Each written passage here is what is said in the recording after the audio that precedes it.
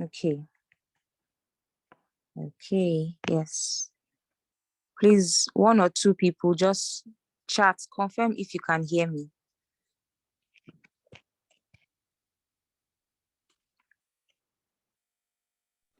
I can hear you. I can hear All right, you. please. Okay, all right. So before Mr. Elijah joins us, let me quickly read his profile. So Elijah Afolabi is an ambassador of, okay, thank you. Elijah Afolabi is an ambassador of Safe Online with Meta, with CCL. He's also the chairman of the biggest accounting and entrepreneurship summit for students of the Department of Accounting. Kindly mute your mics, please.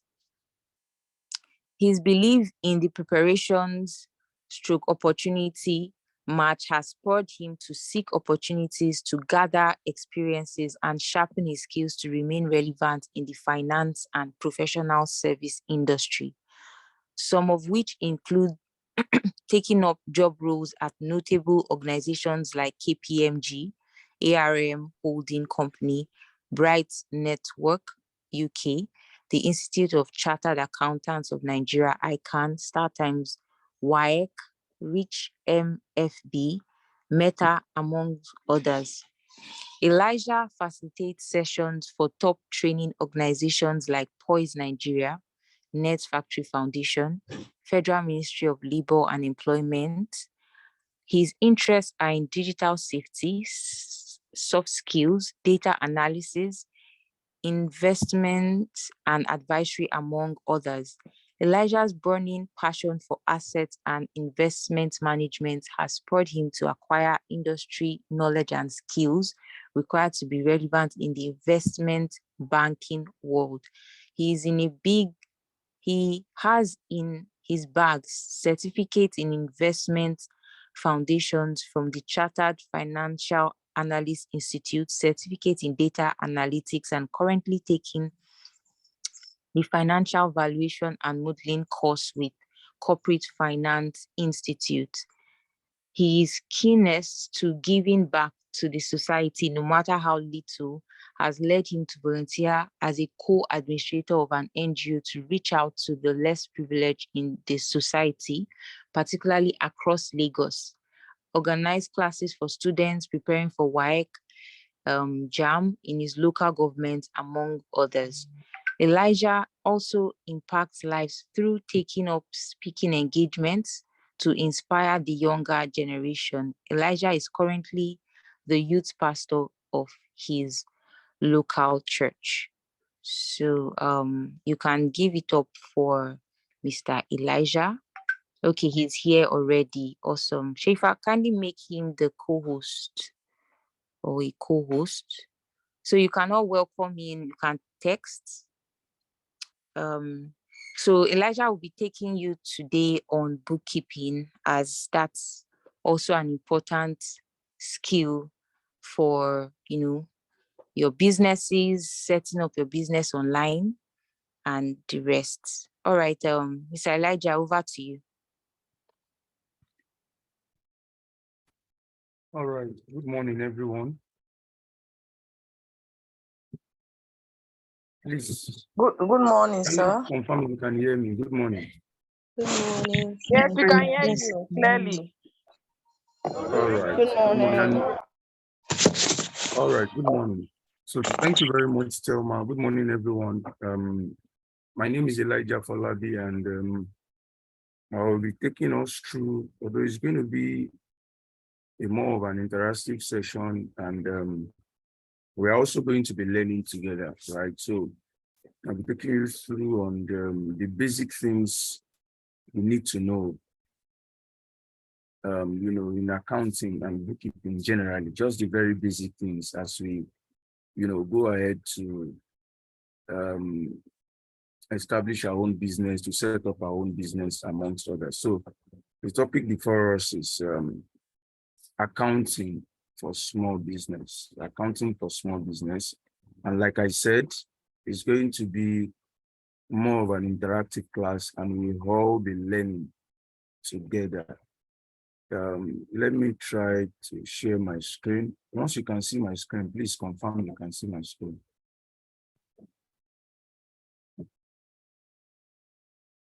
Please, can you see my screen? Yes. Yes. Paper, please help me mute them. Can somebody confirm if you can see my screen? Yes. Yes. Okay, I'm sorry guys, please could we try to keep our mics muted? Apparently Zoom mutes all is not working. It happens some days. So please let's just try to keep the noise to a minimum so it doesn't affect the recording. Thank you.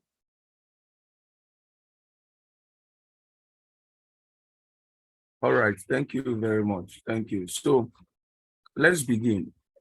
Accounting for small business. So like I said, it's going to be more of an interactive class, and I want, because I know at one point or the other in our lives, we've had about accounting or bookkeeping generally. So as such, we want us to, when it's time for us to, I want us to interact more in the chat box, because some of us might be in a place that is very noisy and like one of the administrator rightly said, so that it won't affect recording. So let me ask, what is bookkeeping? What is bookkeeping? What does it mean to keep books? I want us to use the chat box to interact. What does it mean to keep book for a business? What is bookkeeping? Let's start from there. So anyone in the chat box, what is bookkeeping?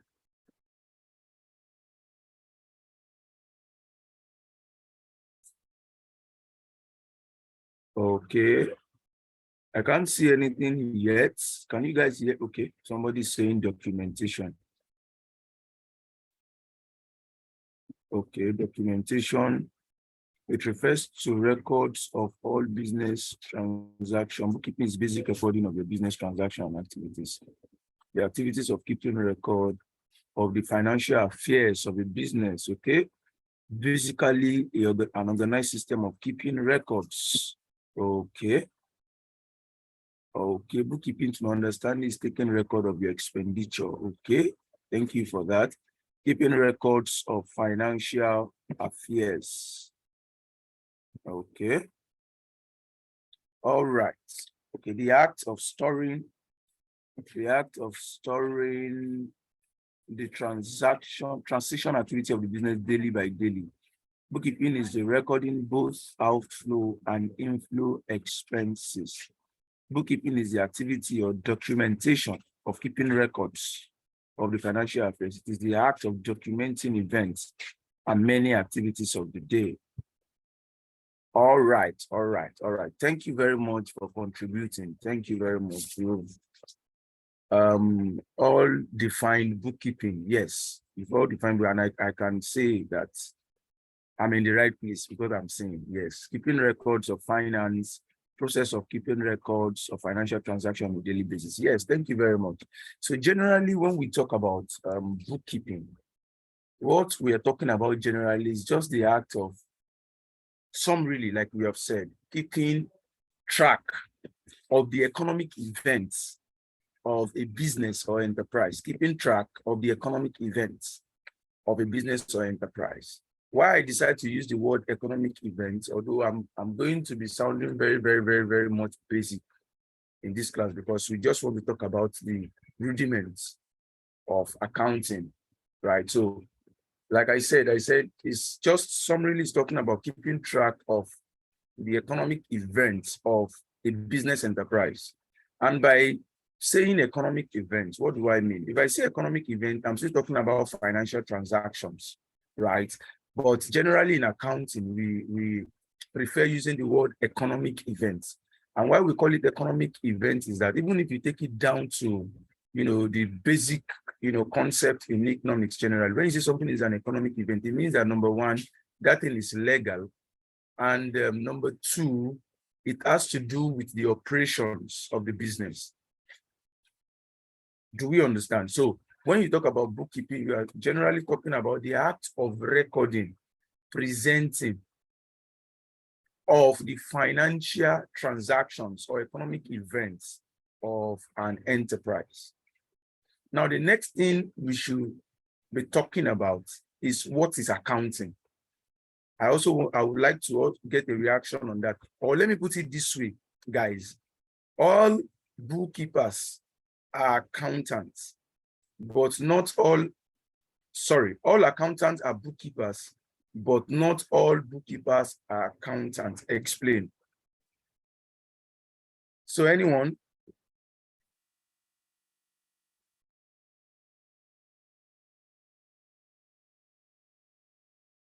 Okay, I'm keeping an eye on the chat box. Okay, please come again. I said all accountants are bookkeepers, but not all bookkeepers are accountants. Explain. I just do that tweak to, sort of get our understanding on that. Okay, somebody said bookkeeping, Dio said bookkeeping is an aspect of accounting. Okay. Anyone else? All accountants are bookkeepers, but not all bookkeepers are accountants.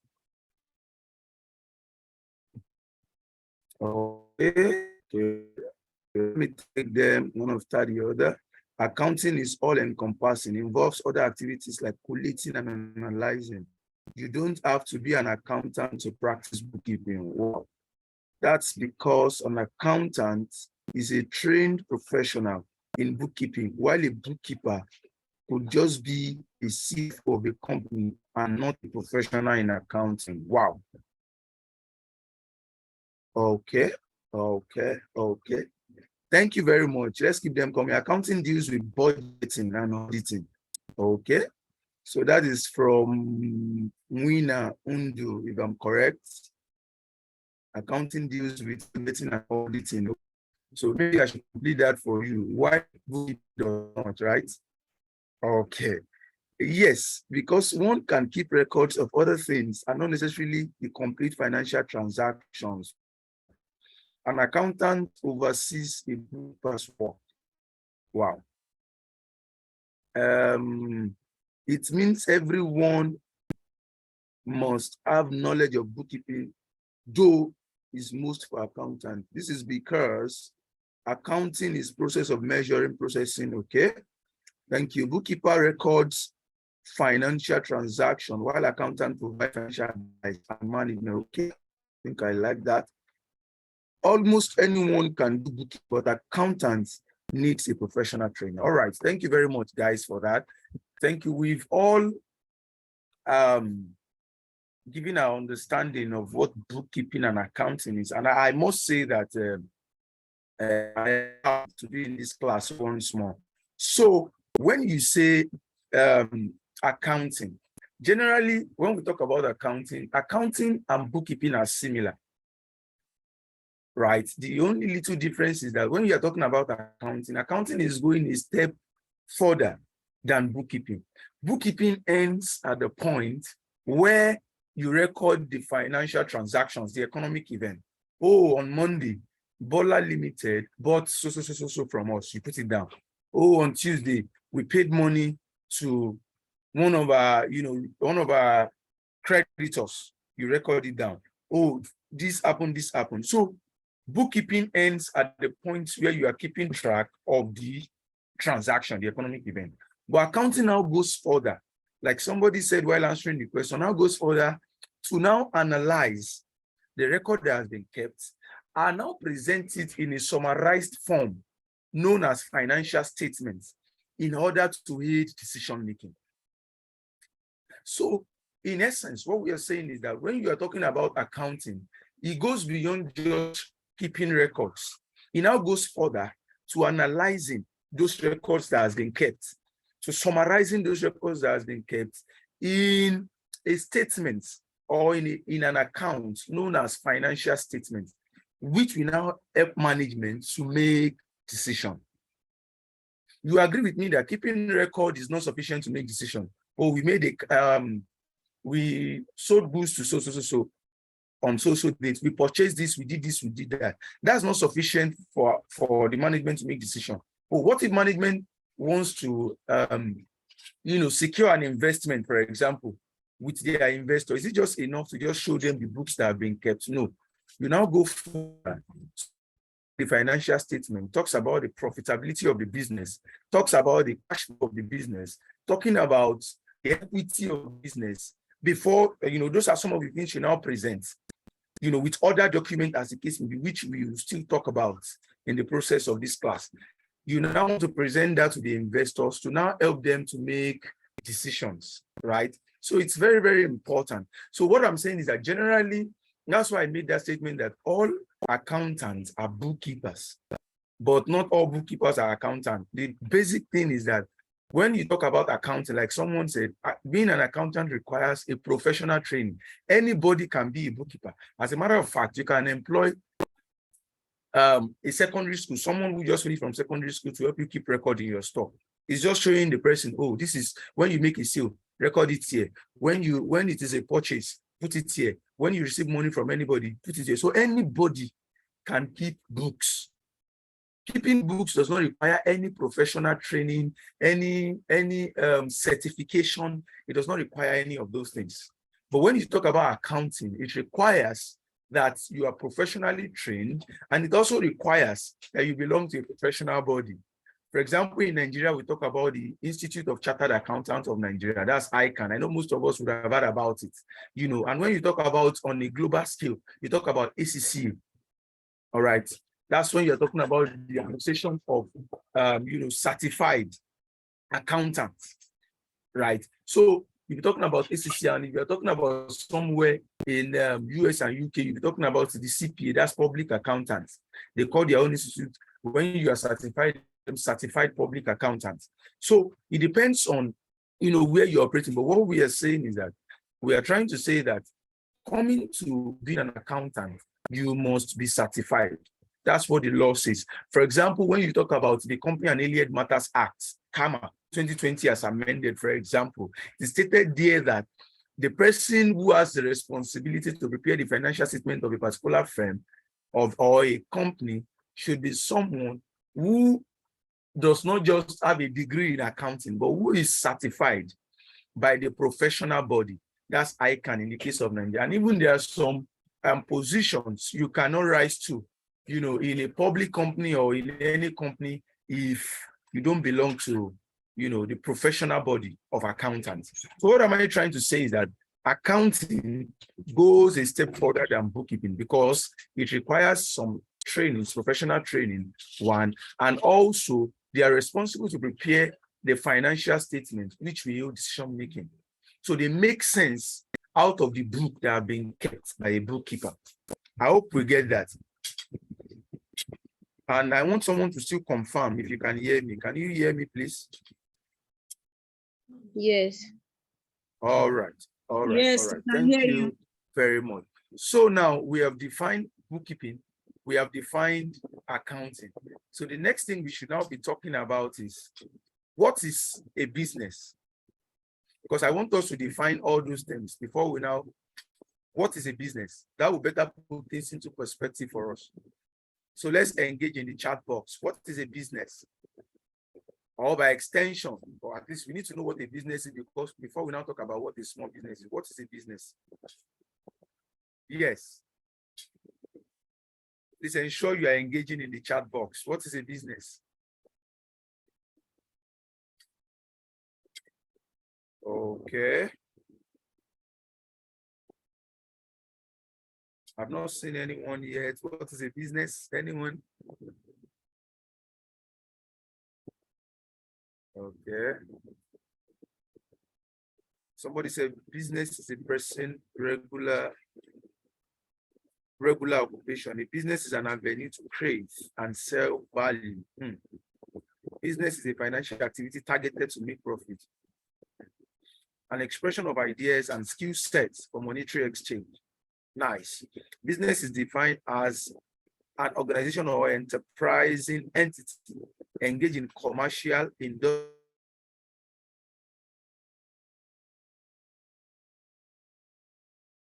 or a business which is producing goods and offering services. Okay.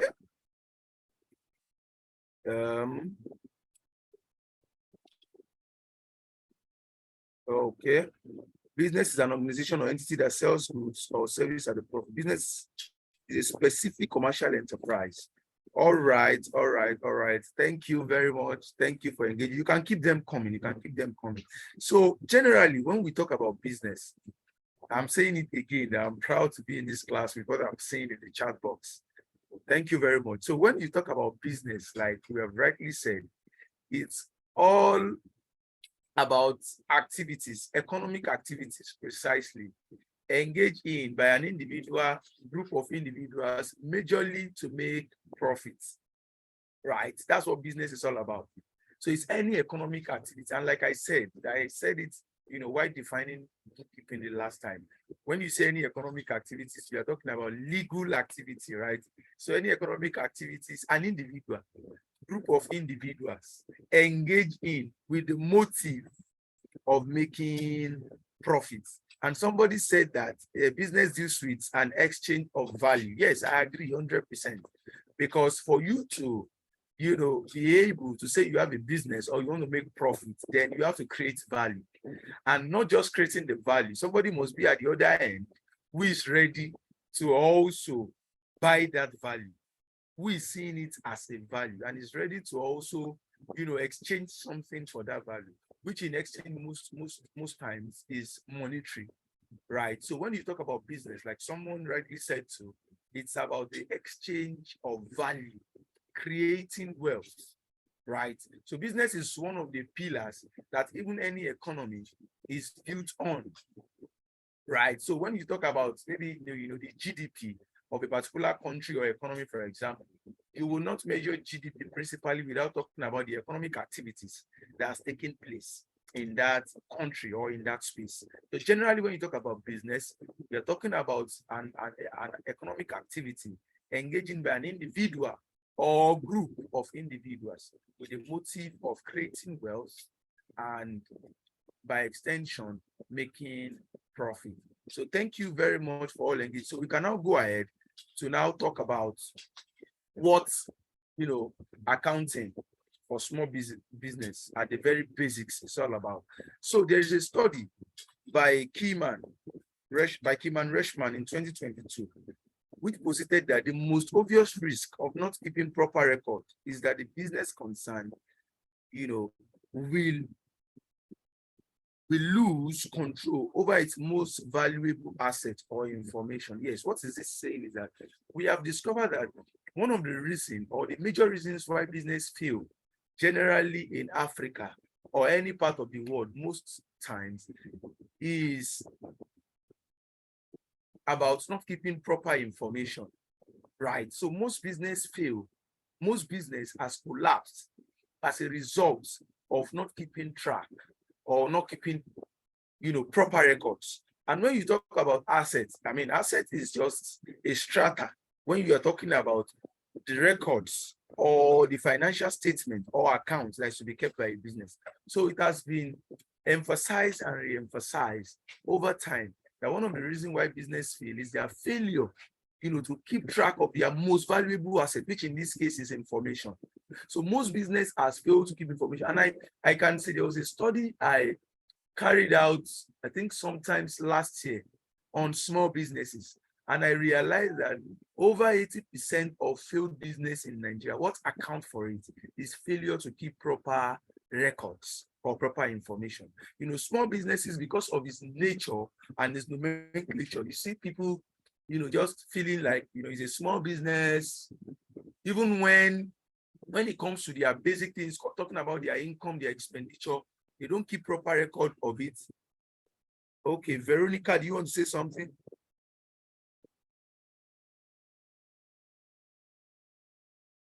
Please, can we all mute ourselves?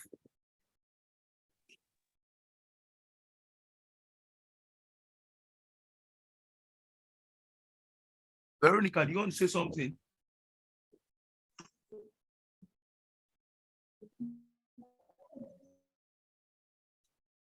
All right. Thank you very much. Please, if you are not talking, kindly mute yourself so that the whole process can be seamless.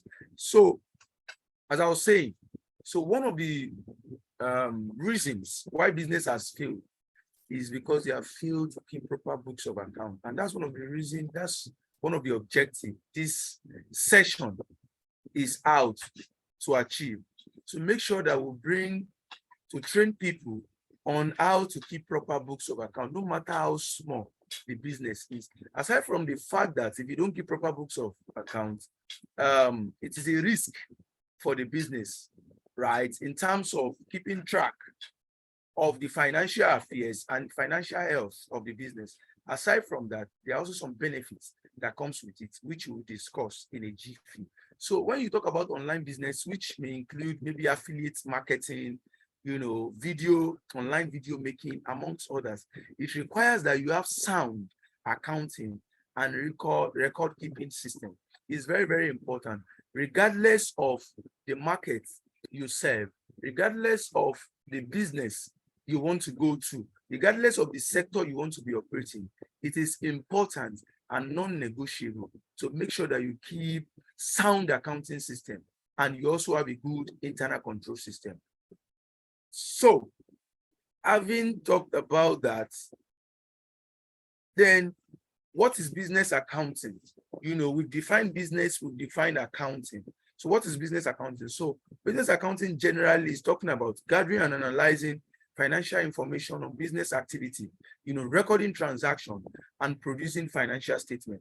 So when you talk about business accounting generally, we are talking about ways in which we can account for our business, analyzing all those financial information on all our business activity. We'll still get into that.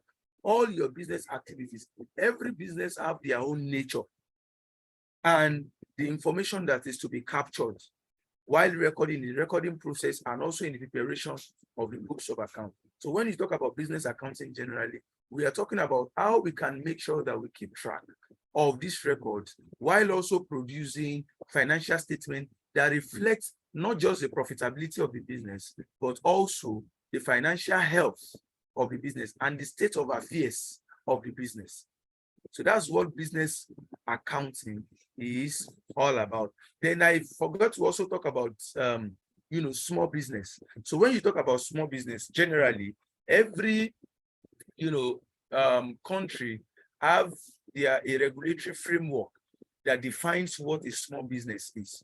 For example, in Nigeria, if you check the Company and Allied Matters Act, CAMA 2020, for example, it defines small business as a business, for example, who has a turnover of at least 120 million naira and also a net asset of about 60 million naira, and also have at least, the business has at least one director who owns more than 50% of the stake in the business, right? But generally, when you are talking about business like the SMEs, like we say, we talk about businesses that operate within the confine. Please, a minute, please.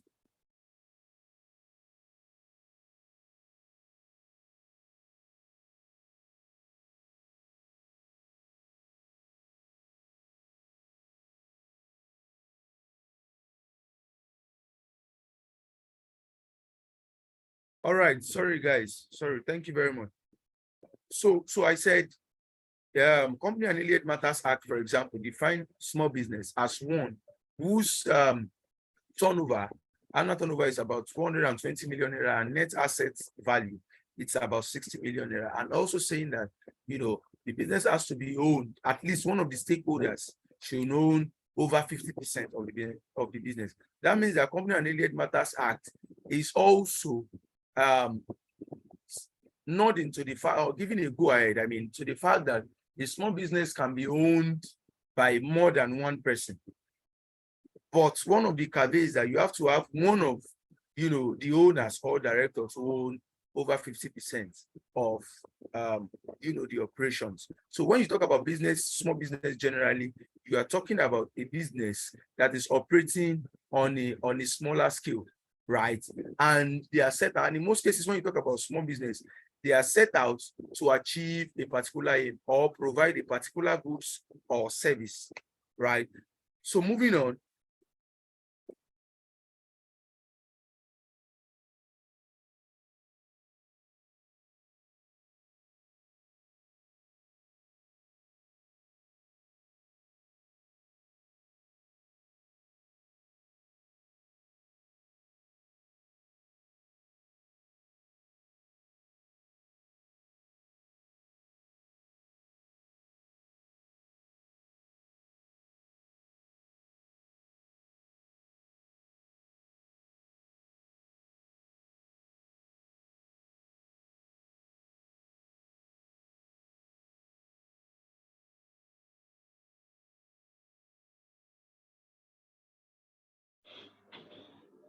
What's going on? Yes. Yeah, we know this. I'm sure they do. And it should be. Sorry, can you hear me?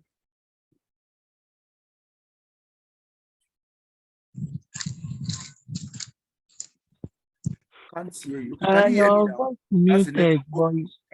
Okay. Yeah, network issues. Yeah, Thank you very can much. hear you. Yes, you can. Can you see my screen too? No, no, no. Okay. It's just How about now? reflecting. Yeah, it's reflecting. Yes, we can. Yes, we Oh, can see your screen. all right. Thank you very much. So like I said, accounting records involve those documents involved in preparing the financial statement for the business, right? And what are some of these records? We also talk about them in the process of this class. So certain regulatory bodies require business to keep the accounting records for several years in the event that they need to be reviewed. Yes, one of the most important thing, and I've said that earlier on, that you need to know is that, it's required that a business keeps proper books of account. For example, there are certain regulatory bodies that require businesses to keep the accounting record. Like I said earlier on, you will talk about the CAC. CAC is Corporate Affairs Commission, and they are in charge of anything in Nigeria that has to do with registration of businesses, incorporation of businesses, and winding up of business. By winding up, we mean that even when the business ceases to operate, it is the duty of the Corporate Affairs Commission to stipulate, the processes that a business should go through before they can liquidate or wind up. So even when you talk about registering your business, any business you want to set up, you have to go through the Corporate Affairs Commission. They are the one who issues certificates of registration for small businesses, right? And when you talk about companies, then you also issue what we call certificates of incorporation. So as a small business, as you're trying to also set up a small business, for example, CAC is one of the regulatory body you may want to consider. Because for your business to be legal in Nigeria and for you to also have access to some privilege to apply for certain things, your business should be registered.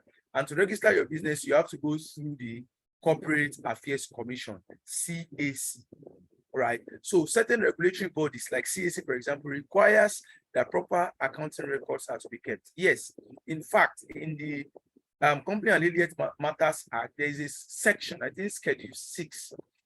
One of the sections they talk about the penalties for a business not keeping proper books of account. So it's important, regardless of how small your business is, if you want to go on a larger scale and you have a vision to see the business growing into something big, then keeping the proper books of account is what you may want to prioritize. So it's important that you keep proper books of account for the relevant years. Even aside from CAC, another one is talking about the tax authority.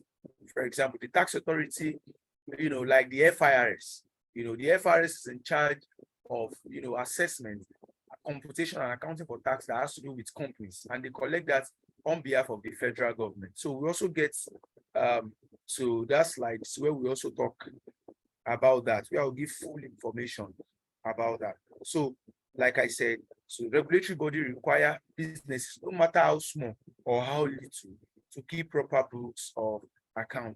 Another thing is that accounting records are often reviewed for audit, compliance check, and other business-related necessity. Yes, for a business generally. I know in this case, we are talking about a small business. In fact, the law, Finance Act, to even Company Income Tax and even Personal Income Tax Act as amended, does not require a small business, for example, to carry out auditing. But it's part of the things that we should know in this class. So it's important that you also keep proper books of accounts for audit and compliance check. But before I go on, let me also ask this question to make sure that you guys are following me. What is auditing? When you talk about audits, what does it mean? So let me see us engaging in the chat box. Auditing. Yes, guys, please keep them coming. Auditing. What do you understand by the time auditing? Let me see if I can get some response in the chat box. Auditing.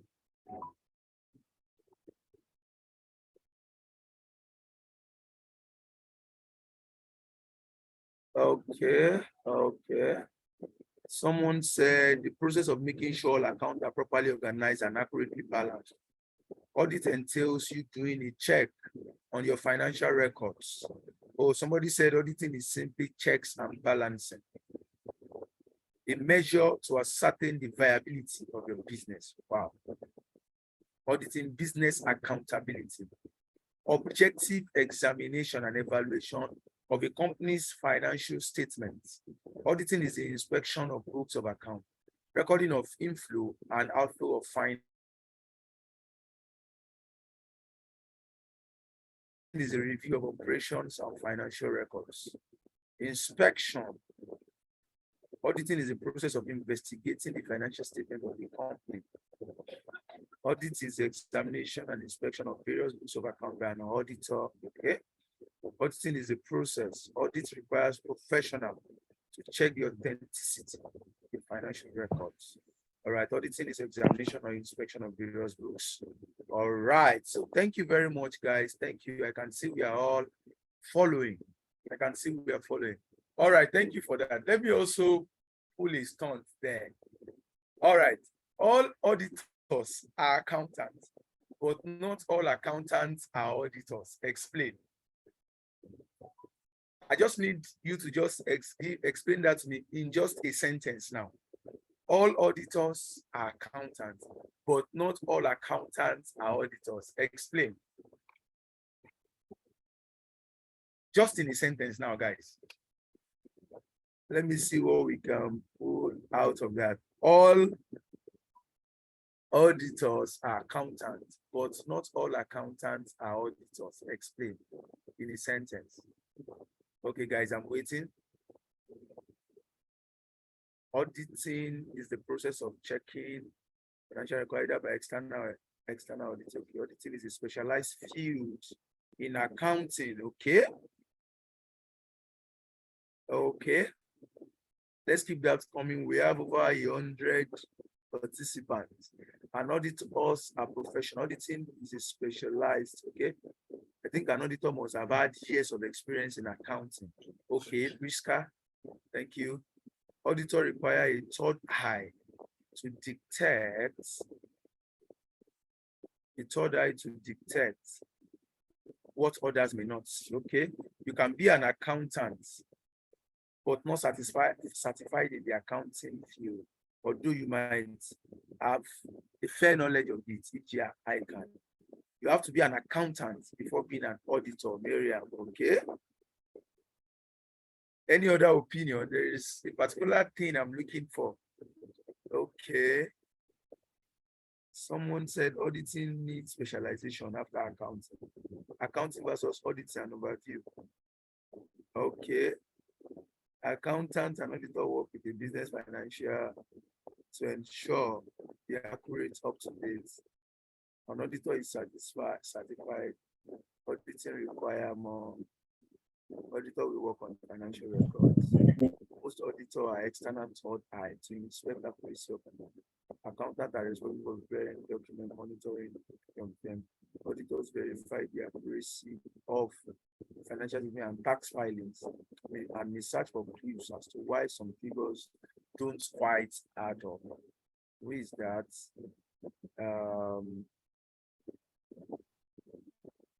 Where I hope I pronounced that correctly. All right, Kwewe, thank you. All right, guys, thank you very much for participating in this and sending in your thoughts on this. Thank you very much. Thank you very much. So, guys, we have all said it. When you talk about an auditor, the basic difference between an accountant, like I said, an auditor is that for you to be an auditor, you must have been an accountant. Just like we talk about bookkeepers and accountants. For you to be an auditor, you must have been an accountant. And basically, both accounting and auditing, you know, you can say they are specialized field, of course. Of course, accounting looks like the broad. It gives like a broad overview of what the whole discipline is all about. I'm trying to talk about the person who said auditing is a specialized field. Yes, because accounting have different field. It could be auditing, it could be taxation, it could be even forensics. Yes, we have forensic accounting and investigation. It could be forensics. But coming back to the question I asked, so for you to be an auditor, you must have been an accountant. As a matter of fact, to be an auditor, sometimes you must have, be I'm a sorry, practicing Elijah, accountant. please, can you hear me? Yes. Right. Sorry, can you hear me? Okay, somebody's Elijah, there is noise in your background. Like someone's talking in your background, it's entering into the class. Sorry, what did you say? There is noise in your background. Someone is talking in your background, like it's entering the class. Okay. Yes. Okay. Maybe it's from outside. Okay. Okay, could you just All help right, us thank you. check? Thank you.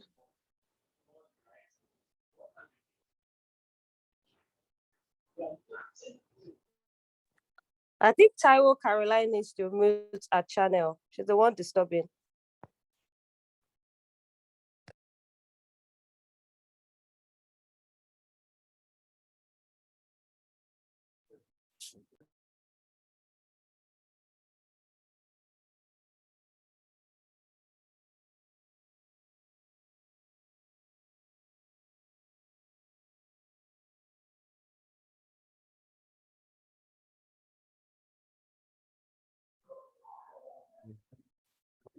All right, thank you very much. Now, is it better now? Please confirm if it's better now. It's better. Yes, it's better. All right. Thank you very much. That should be from outside. Okay, so like I said, so it requires some special skills to be an auditor, like we said, right? So it requires some special skills to be an auditor. So for you to be an auditor, you must have been a practicing accountant for a number of years, right? And coming to the definition of auditing, accounting ends where you prepare the financial statement. And auditing starts from when you start doing a check on the financial statement that has been prepared. And there is something I would like to say. There is this misconception about auditors, that when auditors come around, what they do is to, check, detect fraud, or check if there's any fraudulent activities, or if there's someone, who's maybe supposed to procure an asset for maybe 10 million naira. And they discover that the business disbursed 15 million naira. People see the works of an auditor generally about, detecting fraud, but that is not true. Majorly what they do majorly is to check the financial statement and to express an opinion. As to whether the financial statement shows a true and fair view. That is the primary objective of an auditor. So when an auditor comes in to check the financial statement, in fact, I wish maybe in the course of this class, I will show how the financial statement of the company looks like and what an auditor's opinion looks like. So you will see the likes of, PwC, the big accounting firms, KPMG and the likes, what they do is they do a check on the financial statement of the company and express an opinion. Oh, we feel with our check, the financial statement of MTN PLC shows a true and fair view. That does not mean that the financial statement is free from material misstatement. It does not mean that there is no error anywhere. But what they are saying by showing a true and fair view is that even though there is any error or misstatement, that misstatement is not material enough to distort the financial statement. So what I'm trying to say is that generally there's this misconception that auditing is about coming to show that, oh, this place, there's an error here. It does not show at this particular place there is a fraud. Of course, it's part of the, function or objective of an auditor, but it's secondary. The major thing is to express an opinion. It is the duty of management to make sure that the financial statement is prepared and it captures, the financial performance of the business. I hope we all get that. So when you talk about audit in general, it's an independent examination of the financial statement of a company by an independent examiner in order to express an opinion on the financial statement. And also, even most companies now, they have a department where you have audits as a department of audit. And what they do there, we call those one internal auditors, because of course, you can have internal auditors, you can also have external auditors. So external auditors are, those accounting firms that you invite to your company to come and check your books of account. While internal auditors are within the management, it's within the management function. So if you go to any big organization, they have a department for audits. So what they do is routine audits of the financial statement to see that the internal control of the organization is in place, amongst others. So the external auditor comes in most cases at the year end to now check the overall financial statement to see that it shows a true and fair view. And in most cases, like I said, the Company and Allied Matters Act and also Finance Act require companies, for example, public company, to invite external auditor to come and audit their financial statement, right? Why is all these things necessary? Like I said, we are discussing the very rudiments in accounting, and beyond just being a small business, I'm seeing a lot of us here, migrating from being a small business to being a company, right? Even the one of the sections that Company and Allied Matters Act, for example, 2020, introduced is now a business. For example, now you can have a partnership that is a limited liability company, for example. So that means that you can own a business in partnership with others, and that business can also operate like a limited liability company. So it's one of the provisions we have in CAMA 2020, for example. And these are some of the basic things that we need to know moving on, in our business and when it comes to the field of accounting. So it's required for a business, right, to be audited, right? So this will be required for compliance check to make sure that the financial statement has been prepared according, to the regulatory framework. Like in the case of accounting now, we use IAS and IFRS. IAS is International Accounting Standard, and IFRS is International Financial Reporting Standard. And it's usually issued by an accounting firm or the global regulatory accounting firm known as the IAAC, International Accounting Standard Committee, for example, right? So this also, and in Nigeria, for example, we talk about the Financial Reporting Council of Nigeria, FRCN. The one that issues the one we use in Nigeria, that one is called SAS, Statement of Accounting Standards. So these are, statements, these are standards that regulate the preparation of financial statement, how items are to be treated. So once you want to think about, making sure that your financial statements, your financial record are treated in accordance with all the regulatory framework, then you need to take a cursory look at the accounting standards, because they are the ones that regulate or that stipulate how certain transactions are to be treated in the books of account.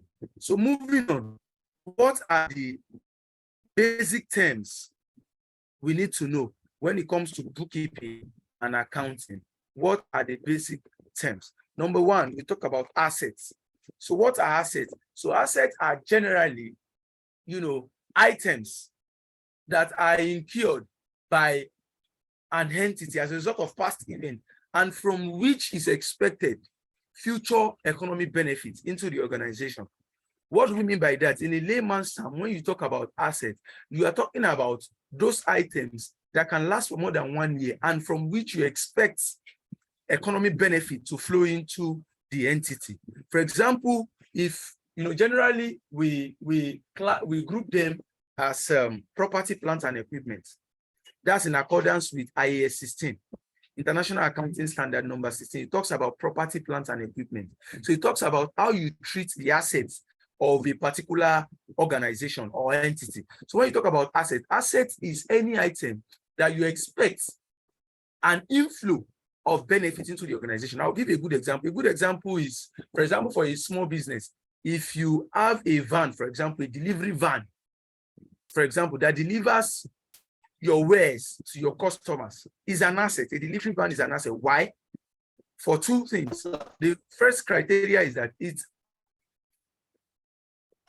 okay. Anna, are you saying something?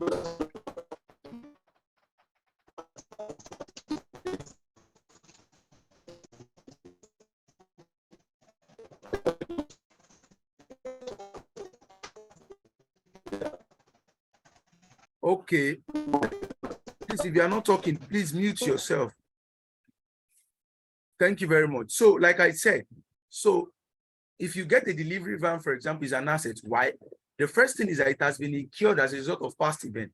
By past events, it means that you paid for it to purchase it, and you expect that you should get benefits from it.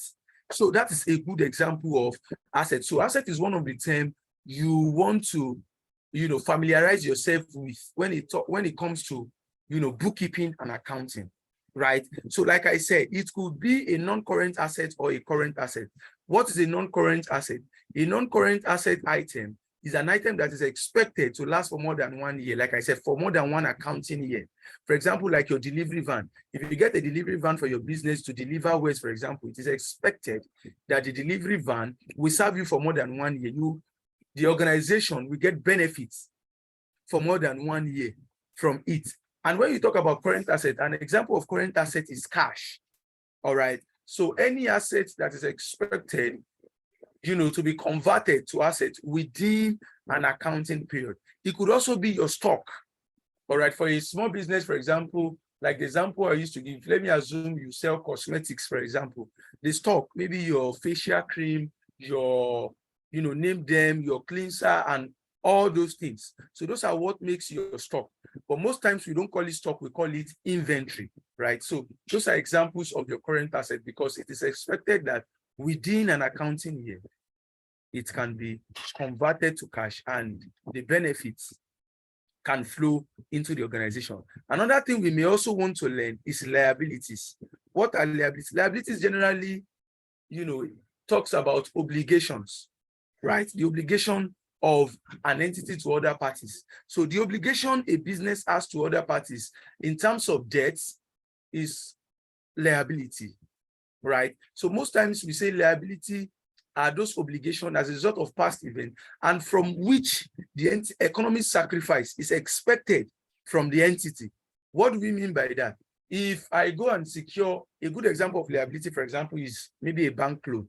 If I go and secure a bank loan, for example, and I get the bank loan, it is expected that I repay the loan to the bank, right? And the repayment will span maybe across few months or years, as the case may be. So what I mean by we expect economic sacrifice from the organization is that it is expected that your repayment amount, the repayment figure, or the interest you are paying is a sacrifice on the part of the business. So liabilities generally talks about obligations to other entities. So it's example of it is your bank loan, is your payables. By payables, we mean creditors. Most times, like I said, we don't call creditors again. Sometimes we call them payables. And what do I mean by payables? Creditors are those that you are owing as a business. Why debtors are those that are owing you. Mr. Elijah, I'm so sorry. So when it generally talks about Mr. Elijah, sorry, I'm so sorry to interrupt the class. So my colleague wants to quickly address those that have issues with their communication or posting things on social media.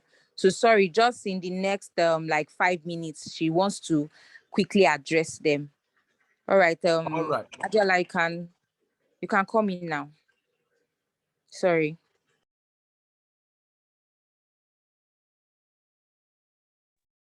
Good morning, everyone. Good morning, Mr. Elijah. Thank you. I had to break into your sorry I had to break into your class. I'm so sorry about that. Good morning, everyone. Thank you, Thelma. Good morning. Yeah, thank you, everyone. I hope people can hear me. Please confirm. Yeah, thank you. Can't hear So you. that confirms that we all can hear me. Yeah, so in just 5 minutes, I want to confirm. I was here yesterday and I was advising that we need to keep a digital diary of what we are learning. You need to put yourself out there.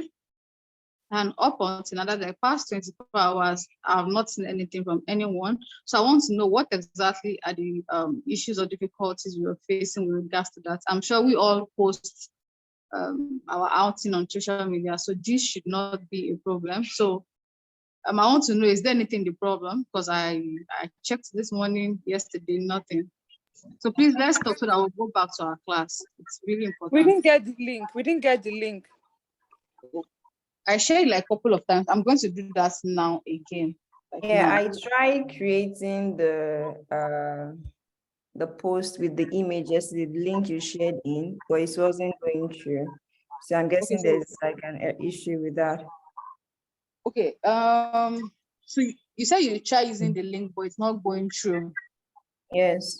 The link was not active or what? It is active, but I'm guessing that there must have been an issue there. I tried, adding image, like you said yesterday, that we could add our image and post on social media, but it wasn't going through. All right, so I'm checking that right now to confirm same. Just give me a minute. Okay. I didn't see any link for the pictures, but I posted on Facebook. I don't know if the names we are getting it wrong, the spelling of this NerdzFactory something.org, something like that. I think I'm having issues with those ones, but I posted on Facebook last night. That was the only place I could find and I tagged the page I found, but I don't know if maybe I'm getting it wrong or something. So I think if you can write on the WhatsApp group the exact names, that the establishment bears on social media, it will help so that one doesn't mistake it for another one. What is written and what is said, they are two different things. Okay, thank you. So the reason why we added the link to each of those pages so that you can get used to, like, you can see it, follow it, and when you want to tag it in your post, it just comes up easily. Just like when you have a friend on your list, when you try to search the name from the first 4 letters, it brings options. So that's why we have added the link, so you don't have to go and look for it. When you follow those pages, those handles, it's easier for you to tag them in all of your posts. So I've sent it again to the WhatsApp group, the links and the Get DP banner, and I've tried the Get DP banner now. It's working. As soon as you click on that link, you don't have to log in or set up an account on Get DP. It's going to give you a prompt that, do you want to create your own account? Just click on I would rather not. So you don't have to create an account on Get DP. Then you scroll down a bit. You see the banner that has Access logo, the NerdzFactory logo. Then you see a banner that says, I just got admitted to the Women Digital Entrepreneurship Bootcamp. And there's a plus sign in the middle. If you click on it, it automatically takes you to your phone file or your gallery. Just the storage on your phone. And from there, you can add an headshot of yourself. And as soon as you do that, preferably add an headshot that is going to be well positioned. 2 things. You are going to include your name. Now, 2 things. You can click on Generate My DP. If that is taking too long, just long press on that banner. So that white space, after you've added your picture, long press on it. When you do that, you're going to see download image. So you download the image. So 2 ways to download it. Either you long press on the banner after you've added your picture, or you click on Generate My DP. Now, you're not just posting this flyer. Everything you're learning on daily basis. That's what I'm saying, a digital diary that keeps a track of what you're learning. You've learned something yesterday, you're still in class, but whatever you're learning, ensure you put it up on all social media platforms. Tag us. With those links, it is easier for you to see us. Don't just guess and go online, start typing NerdzFactory. When you follow us, you see the way it is. Because even when you want to tag us, it's easier for you to do that so that you don't spend most of the time trying to look for what you have just on your hand. So I don't know. With this, my explanation, is there any other thing you still want me to clarify? And there are hashtags you need to use. I have sent it to the WhatsApp group. Please check now. The link is active. Yes. Good morning. Yes, good morning. Hi. Good morning to everybody. So I want to know, I'm just joining today, and I think I remember when you said WhatsApp group. I haven't gotten any notification of any kind. Is there a WhatsApp group that we need to get, they need to put us in or something? Because everything you're saying is very new to me, and I'm pretty sure I'm speaking for some people, other people that are just joining today. All right, thank you. So the same email you got that led you to this class, just in that email, somewhere on the email, there's a word community. So if you read very well, so just click on that community. The WhatsApp group link has been embedded in that word community. So it takes you to WhatsApp, then you join. Does that help? So the person that was saying something, okay, again, Thelma said she has posted the link to the WhatsApp group on the chat here now, on Zoom chat, so you can follow through from here. Alternatively, the email that led you to the class, there is a WhatsApp link right on that email, check through. So aside the WhatsApp group, any other thing, so someone just sends to the group now, yes, so I can see it coming, good. Victoria, good, Oyindamola, but while we are doing that on the WhatsApp group to confirm that we're able to have been able to pull through, please post on Instagram, Facebook, LinkedIn, Twitter, and ensure you put yourself out there, not just the flyer, whatever you're learning, make sure that people know what you're doing, please. Tag us, tag Access Corporation. I need to go now, please, so that we can continue with our class. Any other question? Any other questions? So I want to believe the person that asked for the WhatsApp group. Links has been sent here back to back. Please ensure you click on it, which is easier. Also, like I said, you can check through from the email you got. Any other question before I take my leave, please? This is a promise that we are all going to do what is required of us. Let's just confirm in the chat that yes, after this class or while this class is going on, we are going to, share what we are learning online. How do you go about image editing? Okay, I'm not sure I get what you're saying, Favor, but I just explained that when you click on the Get DP link, all you have to do is to have a picture of yourself. One, you click on Generate My DP, that's first option. Two, long press on the banner itself after you've added your picture. Then it's going to give you an option to download image. I want to be sure that I've answered your question. Sorry, good morning, everybody. I think what that person is asking is for the times when you upload and this image size is not the same with the size on the site, it might be an issue. So I think that's what the person is asking.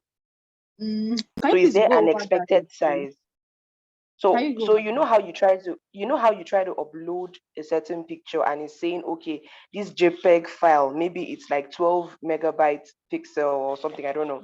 And then the one expected on that site is like 5 MB. You know it will not upload on the site because the size of the image you want to upload doesn't tally with the image on the site side.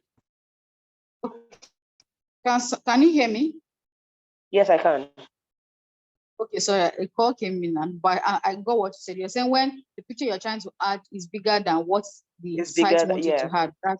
Okay, so that's what I'm saying. Use an headshot. So when you're using an headshot, preferably the size would be smaller. So you're not putting a full picture of yourself because all you need to show is just like your upper part of a body, more like a passport. And if it's bigger and you just want to use that picture, there are other editing apps you can use to reduce the size of your picture, which you can check. But you don't have to go through that stress, but there are pictures of yourself that you can use, which will not be that difficult. I believe so. So any other thing you want me to address? Thank you so much. I didn't pick that person's name, but thank you. Yeah, so Favor, I'm so sorry. Thelma, after this trip, I think I'll have to call it a day. So Favor, please shoot. Okay. I need to understand the link and what we are doing because I'm really not getting what you're trying to explain. I've been trying to join that WhatsApp just this morning that I got to join. So I'm a little behind whatever is happening in the group. Okay. So again, I'm dropping a walkthrough on the WhatsApp group. You said you've joined, right? So that WhatsApp group, what you do, one, you're supposed to follow Design You. Two, you're supposed to post the Get DP banner with a link. And three, you're supposed to do a digital diary of what you're learning every day. So just please read through what I just dropped. So it starts with greetings entrepreneurs and it's a message, so you can read through. Okay. So I said you have to follow Design You on all social media platforms. Two, you're supposed to click on the Get DP link, add your pictures and post on social media platform. And also on daily basis, you post what you're learning in class with the right hashtag that has been included in my message to the group. My message to the group. Yes. So please go through. If you need me to clarify anything, send a message to that number. That message. I hope that's not. Thank you very much. Yeah. Thank you.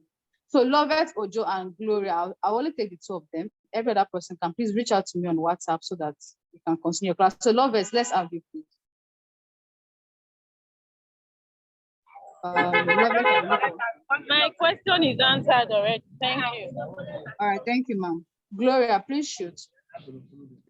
Good morning. My question is answered too. That's what you just said now was what I was going to ask. Okay, thank you as well. Thank you. All right, finally, Chioma. Yes, I'm just going to go with the directory and then follow what she said. All right, no problem. So for the last time, I'll go ahead and still drop that message because I see that somebody just joined the WhatsApp group. So please, I've dropped it again. Thank you so much. Thank you, Thelma. Thank you, our amiable facilitator. All right, guys, do enjoy the rest of your day and keep learning. Bye. Hello. Okay. Hello. Hello. Hello. Someone's trying to say something. Oh yeah, I wanted to ask, is there attendance link for today? Yes, there is attendance link for every day of the class, and that's why you should stay till the end of the class so you can feel your attendance. Okay. All right. Thank you so much, Thelma, Shaifa, and Mr. Elijah. Thank you, everyone. Thank you for your time. Yeah. Okay, Mr. Elijah, you have the floor again.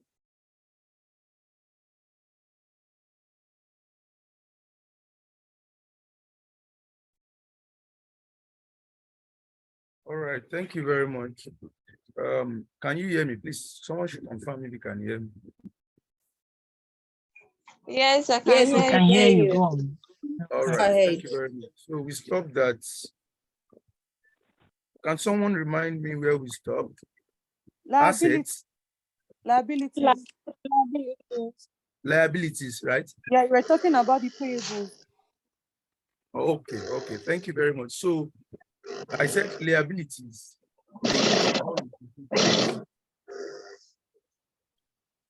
Is someone saying something? If you are not talking, please mute yourself. Thank you.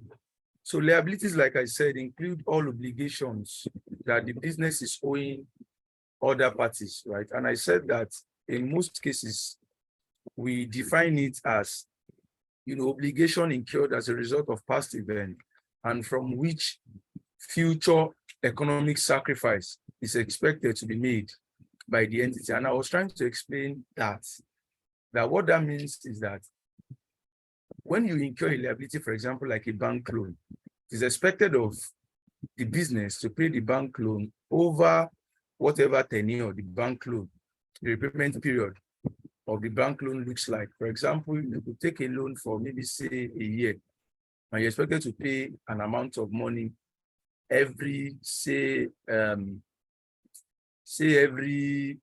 maybe every month, for example. So the business has taken the loan in the past as a result of past event. That's obligation as a result of past event, but it's expected to make future sacrifice. By future sacrifice, it now mean that the organization or the business is now required to now begin to pay from its resources. That's what we mean by economic sacrifice, from its resources to repay the loan. So what we are saying generally, or what you need to know basically, is that when you talk about liability, you're talking about obligations. You're talking about obligation like debt obligation that the business is owing to other party, like the cosmetic business I use as an example. If I own a cosmetic business, for example, and I go ahead to secure a bank loan, is a liability to the business, right? And if aside from that, because when you talk about liability too, liability can also be non-current or current. Non-current means that liability is expected to be repaid or spread over more than one accounting period, right? For example, if you take a loan that is to be repaid in 2 years or 3 years, for example, that would be a non-current liability, or what before the advent of IFRS, we call long-term liability, right? It's expected to be repaid over a long period of time, right? But when you talk about short-term liability, for example, if I take an overdraft from my bank, it's short-term. right? Because overdraft involves you drawing more than what you have in your account. And of course, it's available to certain customers, right? So it's a opportunity where the bank allows you to draw more than what you have in your bank account, right? So in that situation, it is regarded as a short-term liability because in most cases, overdraft is expected to be repaid between 1 year, between maybe the 1st and the 12th month. So overdraft, for example, is a short-term liability. Another one is when you're talking about, the likes of payables, your creditors. Creditors, like I said, are those that you are owing, the business is owing. But debtors are those that are owing the business. So in the advent of IFRS, so we don't call sometimes creditors, we call them payables. Why?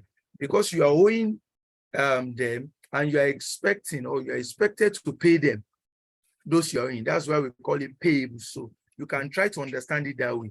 And when you talk about debtors or receivables, for example, debtors are those that are owing the business and it is expected that you receive from them. They came to buy maybe cosmetic on credit from you. You expect that other things being equal, you should receive from them. So they are regarded as receivable. So like I said, so payable or creditors is a good example of current liability, just the way receivable or debtors is a good example of current asset. So before I continue, I can see Chioma raising up her hand. Chioma, you have something to say?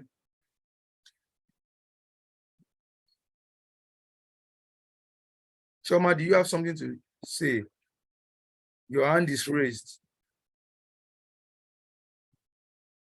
All right, I want to assume maybe that's a mistake. So let's continue. So moving on, we have income, right? So when you talk about income, income is all monies that is received, right, by a business, right? And your income can come from maybe selling your goods or service or from other sources, right?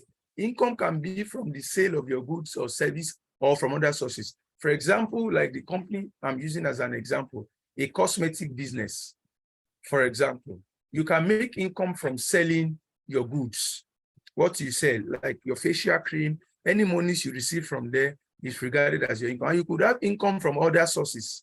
For example, let me assume that as a cosmetic business, you also take part of the business money to invest in maybe another business operation, for example. And while investing in another business operation, you expect that you get, maybe let me assume is you even purchase shares in a particular company, say MTN. So you expect that when MTN declares dividend, you expect that you get your own share of the dividend, for example. So any money you received from that investment, that shares you have bought, in this case now dividend, can also be part of your income. So income generally is what we know. Generally, we are talking about every money that is received by the organization, whether from the sale of its own, commodities or what the organization sells or from other sources. So that is income. Then moving on, we talk about expenses or expenditure. Expenses or expenditure. So this is all about, when you talk about money that you spend, to keep your operations, that's expenditure or expenses. For example, now what I have here, and I said, this is all the monies that you spend to operate your business, which is not directly related to the sales of goods or service, right? What we are saying is that it's not necessarily directly related to the sales of goods or service, right? You can have most of them to be related to it, but it's not necessary that it has to be related to the selling of your goods or service. So what we are saying is that, for example, if you look at the income statements, that's the profit or loss account, which I will still get to, right? It's talking about the profit that is declared by an entity. You want to prepare that to know the amount of profit you have made in a period. You talk about the income part and you talk about the expenses part. So the expenses part talks about all the money you have spent in order to ensure the smooth running of your business. For example, as a cosmetic business, for example, you may want to spend money on the payment of wages or salaries to people who had worked with you. It's an expenses to your business. You may want to pay for rent on where the business is using. Let me assume you rent an apartment where you use as an office. You pay rent there annually. Is an expense. So it's required for your business operations. Is an expense.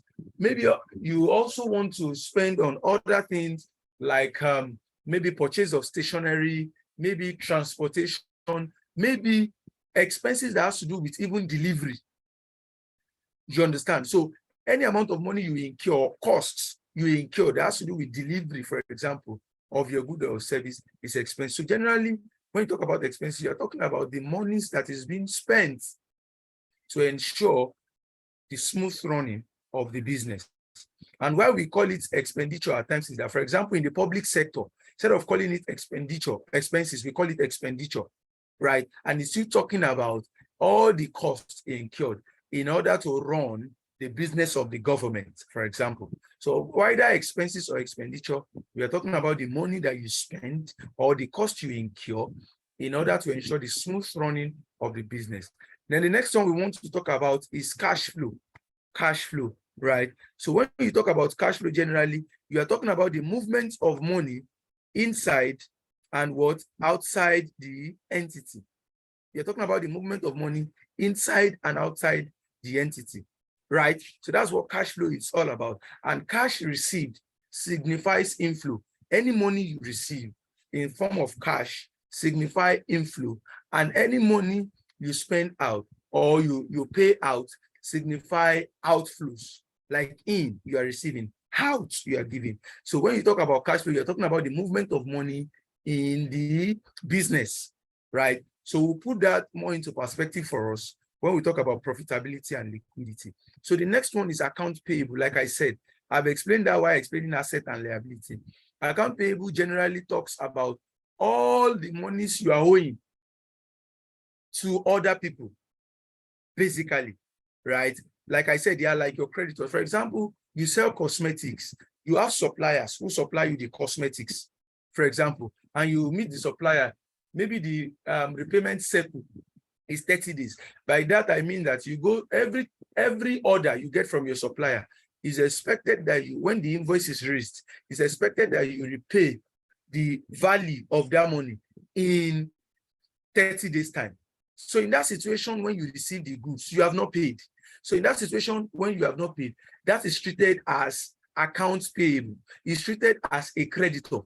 And you take it to your creditor account, where you credit your creditor account, saying that an invoice has been raised from your creditors, where you are expected to pay so amount for the money that, for the goods, sorry, that have been supplied to you. So when you talk about account payable, basically you're talking about the account that keep track of all the money that you owe to a third party. Don't forget, when you talk about receivable, those are people that are owing you, the money that is being owed to you by other people. But when you talk about payable, those are the money that you are owing to other parties. And like I said, it could be money owing by supplier companies, those that are supplying you your goods. It could be from banks, it could be from government, it could be from anyone who you borrowed money from. So basically, when you talk about account payable, you're talking about third party you owe money to, and that is expected that you pay them. So the next thing we'll be talking about is, but I hope you guys are following. Hello, sir. I hope we are following. Yes, we are. Yes.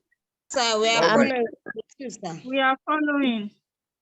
Please, I Okay, dropped thank you a very much. message in the chat too, because this accounting is like German and French joined together.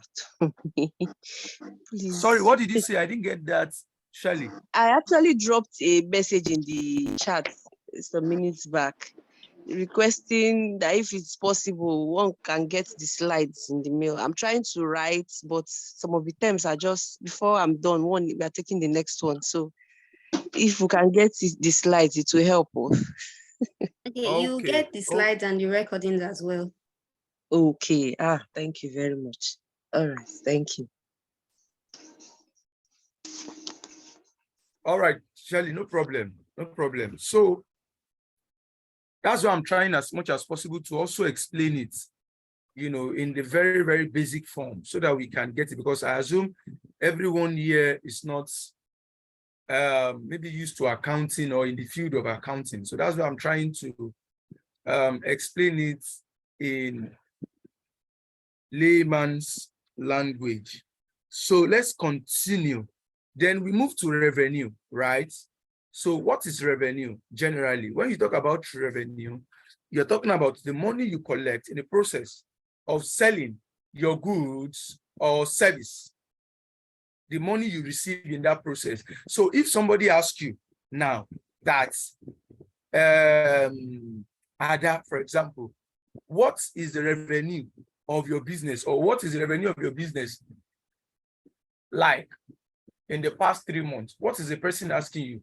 The person is basically asking you the amount of money you have been able to generate from your economic activities, from selling your goods or service. I could remember vividly in one of the classes we had, somebody was arguing that, revenue and income is the same thing. Or when you talk about revenue, Mercy, you want to say something? Yes, I wanted to ask, now the revenue you're talking about, is it after you've deducted your expenditure? Sorry, what did you say? When you talk about revenue, all the money you got from goods and services, when you're giving that answer, when somebody asks you what is your revenue, is the amount you give, is it when you've deducted your expenditure? No, of course not. Of course not. It's not when you have deducted your expenditure. Basically, when you ask of your revenue, we are talking about the amount of money you have generated on the gross from your activities. For example, you sell, like I said, cosmetics, for example, all the monies you have generated from selling that cosmetic over that period, the period under review, is what you are asked. But when you now go ahead to deduct your expenses, for example, then at that point in time, then you either be talking about your gross profit or your net profits, as the case may be. Do you understand what I'm saying? So when you talk about revenue, you're talking about the gross figure before expenses are being deducted. Okay, all the money got it. Okay, I get. Thank you. All right. Thank you very much. So that's what revenue is all about. So every organization, right, wants to keep track of their revenue to know how far or how much they are making, right? So it's important for you to know what your revenue looks like as a business. And also, even when it comes to securing certain grants, for example, one of the things or one of the documents you may want to file is your revenue. You want to know what your revenue looks like. For example, if you want to pitch your business proposal to a prospective investor, maybe you want to seek for maybe a grant, for example, part of the thing you want to be talking about is your revenue or your projected revenue, your revenue projection. Oh, this business I'm thinking of, going into, for example, can boast of a revenue of about, an annual revenue of about, say, 1 billion naira, for example. So when you talk about revenue generally, you're talking about the monies, the income of the organization, generally on the gross level, right? And in most cases, the revenue we are talking about relates to the business, not basically from other sources. It has to be, the source has to be from the business, right? But when you are talking about income on a larger scale, you will now be talking about both revenue from the business and from other sources. Mercy, your hand is still raised. You want to say something? No, you've answered my question already. I think it's just network.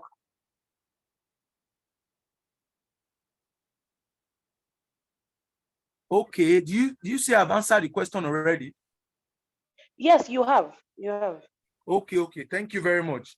So that is that about that. So the next thing we want to talk about is account receivable. Yes, I've said it earlier on. Account receivable is generally known as debtors, right? And those are the people basically that you are owing. So if someone asks you that, what is your account receivable like, or what is your account receivable balance? What the person is saying is that as at that date or as at that period, what is the total amount of money that people are owing you, or some businesses are owing your business, right? And that involves, you may want to now go ahead to now go and check your debtors, for example, those people you have sold goods to that are yet to pay.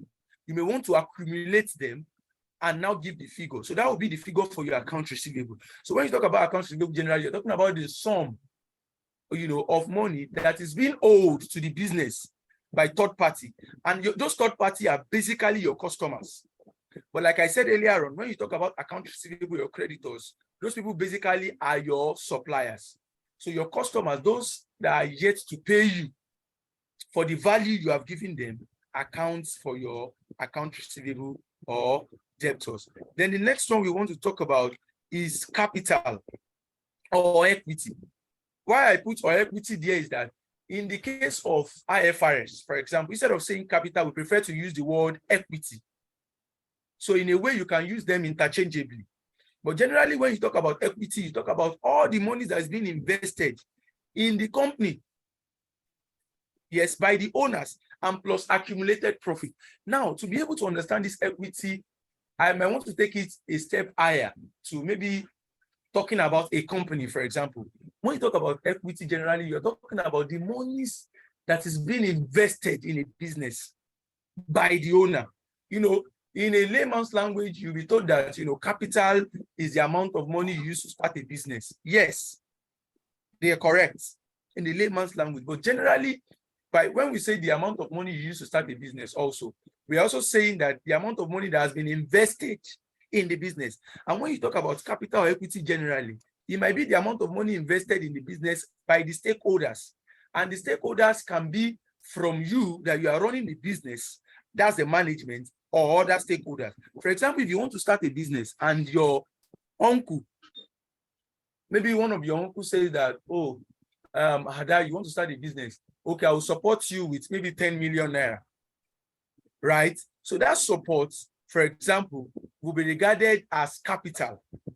And mind you, one other point I want to emphasize here is that capital or equity can either be in cash or in a non-cash or non-monetary item.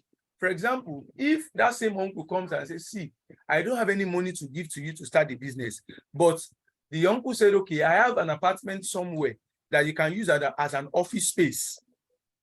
Or the uncle says, okay, I have a van somewhere that I'm not using. I can donate it to your business. So you use it to, transport your goods to your customers, for example. The value of that van will also be accounted for in your capital account. But in this case, the capital is given in form of an asset. So what I'm saying is that capital can be money, it can also be non-monetary. And when we now take it higher, using the word equity, we are now talking about all the money involved. It could be from shares. For example, if you talk about companies like all these public companies, let's say. Please, I have a question. Hello, Mr. Elijah. I don't want to use MTN. I've used MTN the other time. Let's take example of Nestle PLC, for example, the company that produces Milo and the likes, for example. If you check their financial statement, for example, you see a section that records their equity. If you check the statement of financial position, known as balance sheets, or formerly known as balance sheet, for example, you see a section for equity. And everything you have under equity is all the money invested by the stakeholders in the business. And it accounts for monies generated from the sale of shares.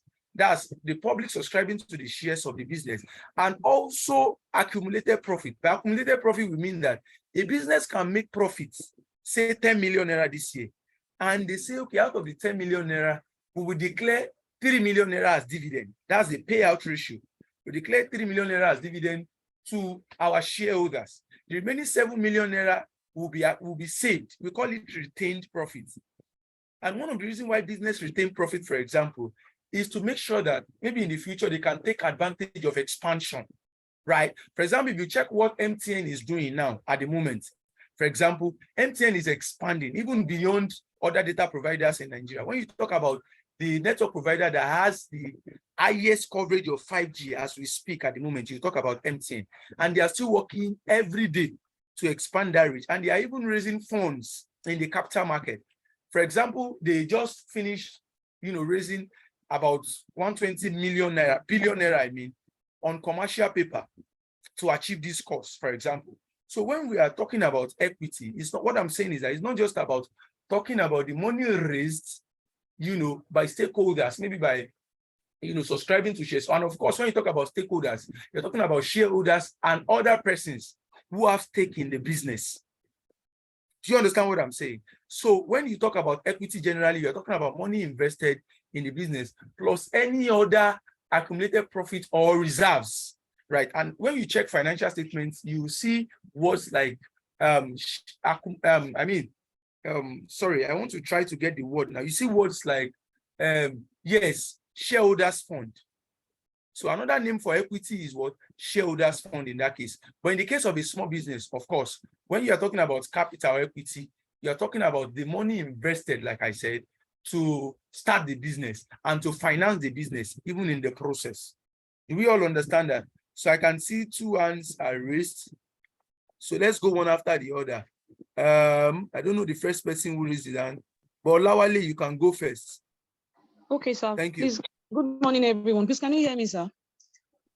Yes, I can hear you, please. Go ahead. Okay, please, I'm sorry to take us a bit backwards. I want you to please help expatiate more on revenue and income. The difference between revenue and income, one more time, please. I want to jot it down. Okay, thank you very much. Can I take the second question too, so that I take them together?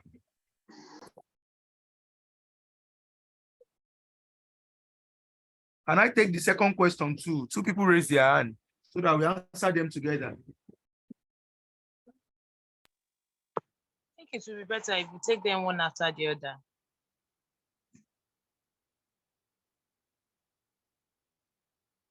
So from the comment section, right, she wants to ask the same thing with the first person. Okay, the same question as the first person, right? Yes, yes.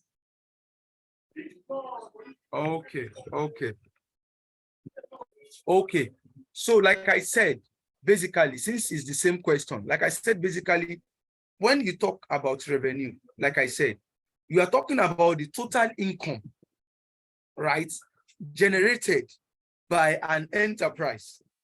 The total income generated by the enterprise from the sale of their goods and service. That's revenue. But when you are talking about income, then you'll be talking about the total money that has been generated by the organization minus certain expenses or some costs, as the case may be. And if you also take these two, because sometimes people mix this up, they mix things up. If you take this down to maybe taxation, for example, when you talk about revenue, for example, in taxation, you'll be talking about generally too, about the total amount of income that has been generated, right? And in most cases, when you even talk about revenue in public sector, you are talking about the monies that have been generated maybe by a public enterprise or by a government. When you now streamline it to income, for income now, you are still talking about revenue. But in this case, there are some costs that you might have incurred while generating that money. So those costs will be provided for. I don't know if you understand what I'm saying. So when you are talking about revenue, revenue is like the overview, the general overview of the income that a company receives, but principally from the sale of its goods or service. Do we understand? And maybe to put things more into perspective for you, let me try and find the financial statements of a firm. I think, yes, I have some of them that I've worked on. Let me find one and maybe share my screen so that you will see. And I think that will also help in explaining the difference between revenue and income. Please hold on.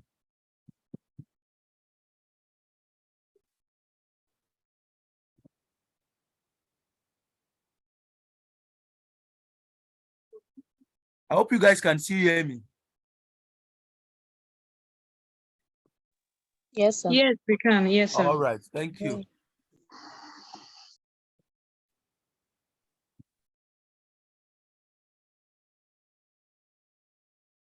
Please hold on.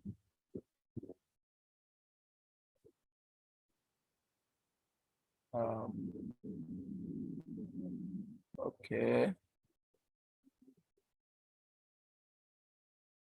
Okay, let me just use this.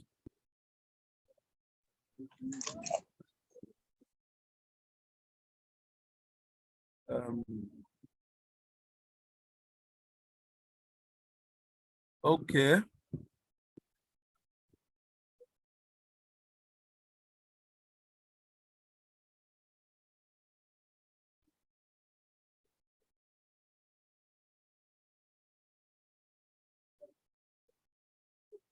Okay, let me share my screen so you will see what I'm saying.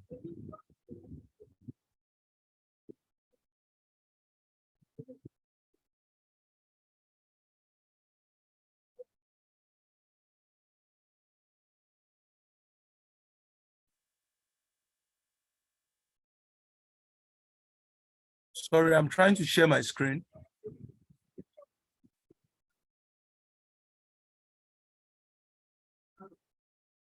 Okay, can you see my screen? Yes, sir. Yes, sir. Okay, so look at the statement of profit or loss, another comprehensive income for Premier Paint PLC, for example, for 2018. Now, look at my cursor now. Can you see it? Look at the revenue in thousand now. That's 131 million naira, right? Can you see it? So you see that when you are talking about revenue, this is basically the amount of money the organization has generated from selling, principally from selling their goods or service. So in this case, they sell paints and other products. But when you are now talking about income, and you can see from here that what starts the statement of income, otherwise known as profit or loss account, is the revenue. Can you see it? Can you see it? Yes, sir. Yes, sir. Yes. But when you now talk about income, you're not talking about an amount of money that have been received by an organization too, after lessening some cost or after deducting some costs that brought about that revenue. Okay, let me give you a good example. For example, if the example I gave earlier on, for example, if you subscribe to the shares of a company, for example, and you are paid, what do you call it? And you are paid dividend, for example, you know, dividend are usually paid net of withholding tax. Let me assume the gross amount that you're entitled to as dividend from a company is maybe 700,000 naira. You will not get that 700,000 naira completely because withholding tax will be deducted, right? And in the case of Nigeria, for example, the withholding tax is around 5 to 10%. So it will be deducted. So the amount you'll be paid is now net of your dividend. So that means that, let me assume your dividend is 700,000 naira, withholding tax of 10%, that's 70,000 naira. That means the amount you'll be paid is 630,000 naira. So that's a good example of what depicts income. But when you talk about revenue, you are talking about the gross amount of money, right, that the organization derives principally from its activities, from selling its goods or service. Do you understand now? Yes, sir, I do. Yes, sir. It's I hope very that clear. answers your question. Yes, sir. Thank you so much. It's well All right, explained. thank you very much. So moving on. So the next thing we want to talk about is leverage, right? So when you talk about leverage talks about debts, right? The debt of the organization, like I said. So generally when you talk about, debt, just like liability, you're talking about the obligation, right? That the organization, has.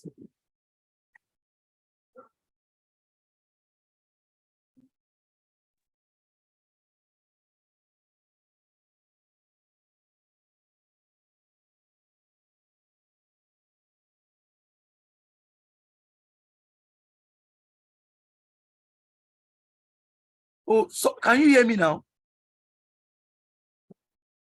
Yes, sir. Yes, We sir. lost you before, Yes, but sir. we can hear you. We can hear you. Sorry about that. We can hear you now. Okay, thank you very much. Thank you very much. So when you talk about debt, generally you talk about obligation. So moving on, so that we can cover, the next one is general ledger, right? So general ledger is just like the book of accounts that we use to record our transaction, to summarize our transaction, right? So to put things more into perspective for us, let me also share my screen, because I like to always be practical, right, on an example of what a general ledger looks like. So general ledger is what summarizes all the transaction of an organization, right? It may include the receivable ledger, the payable ledger, everything that has to do with the organization, which accounts you are debiting, what accounts you are crediting. So the general ledger shows that. So let me see if I can also find the ledger of a company to share, so that you see what it also look like, right? So please hold on.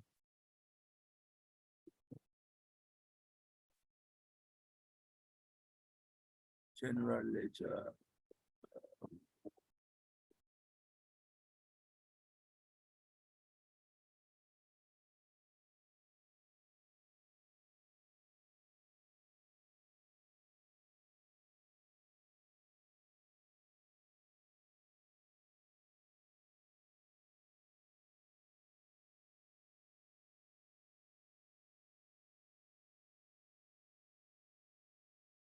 Please hold on.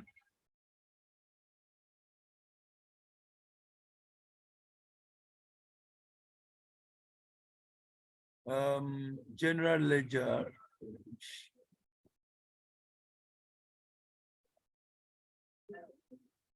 Okay, while I look for that, let me just continue so that we don't waste time. Once I find that, I will share it. So when you talk about general ledger, just know that you use it to summarize all your transactions. Then moving on to journals, right? Like in a layman's language, you say journal is a principal book of account. Like you use journal to represent all transactions as well.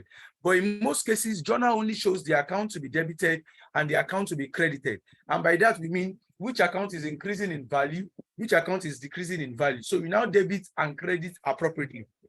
That's what journal it's about. So it records transaction even on a daily basis.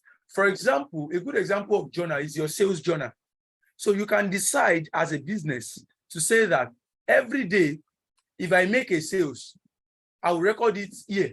And under your sales journal, you have the name of the business, you have the, you have the dates of the transaction, you have the, the description of the transaction, what the person is buying, the name of the person buying it. You also have the amount and also the discount attached to it. Before I end this class, there will be a section where I will do some practical works on how to record transaction using a particular software before I end this class. So that's what we do under journal. So it tells us the account to credit and the account to debit, right? So at a glance, anybody who sees your journal can tell what your account payable looks like, what your account receivable looks like. Every transaction that has to do with the business, principally, it can tell which account you are debiting and which accounts you are crediting, right? So the next one I want to talk about is trial balance.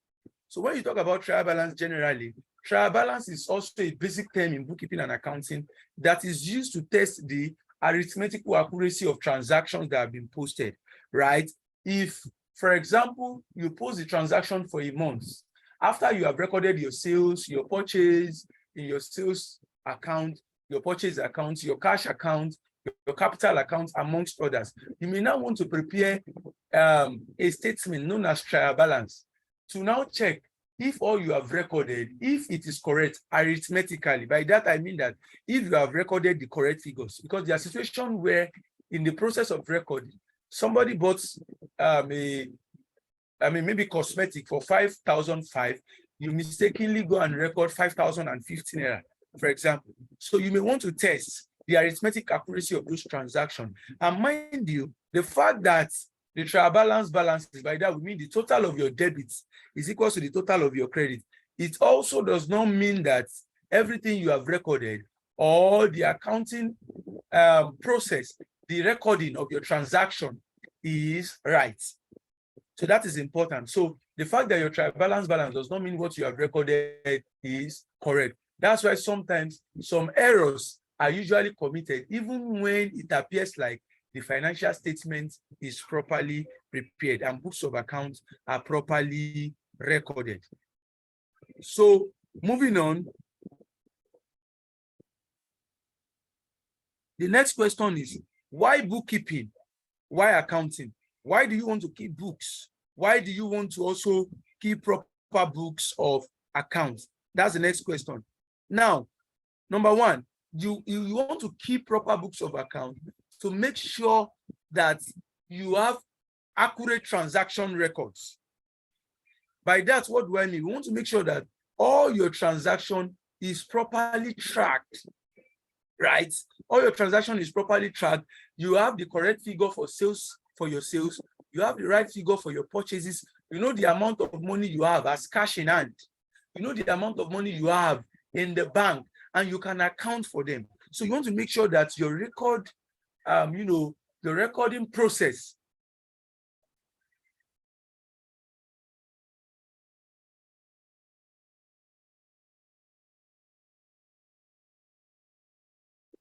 So that being said, you also want to make sure that you are able to track your assets and your liability. So it's important, your asset and liability tracking. And what helps you to do that? That is the word balance sheet, the statement of financial position, right? So it shows at a glance the total asset for your business, your liability, because by now we now know what asset means, what liability means, and your equity. That's what your balance sheet or statement of financial position, that's what it shows. So keeping proper books of account help you to track your asset and liability, and not just to track your asset and liability, even for the sake of auditing. It helps you to also make sure that your asset is safeguarded from unauthorized use and disposition. We have seen in situation, even in the course of working in firms, I've realized, I'm going out for audit work, I've realized that there are times where assets of companies are used for personal use. You see the situation where the van of the vehicle is being taken by one of the staff to put on the road and probably start using it for calling passengers from Oshodi to a particular destination.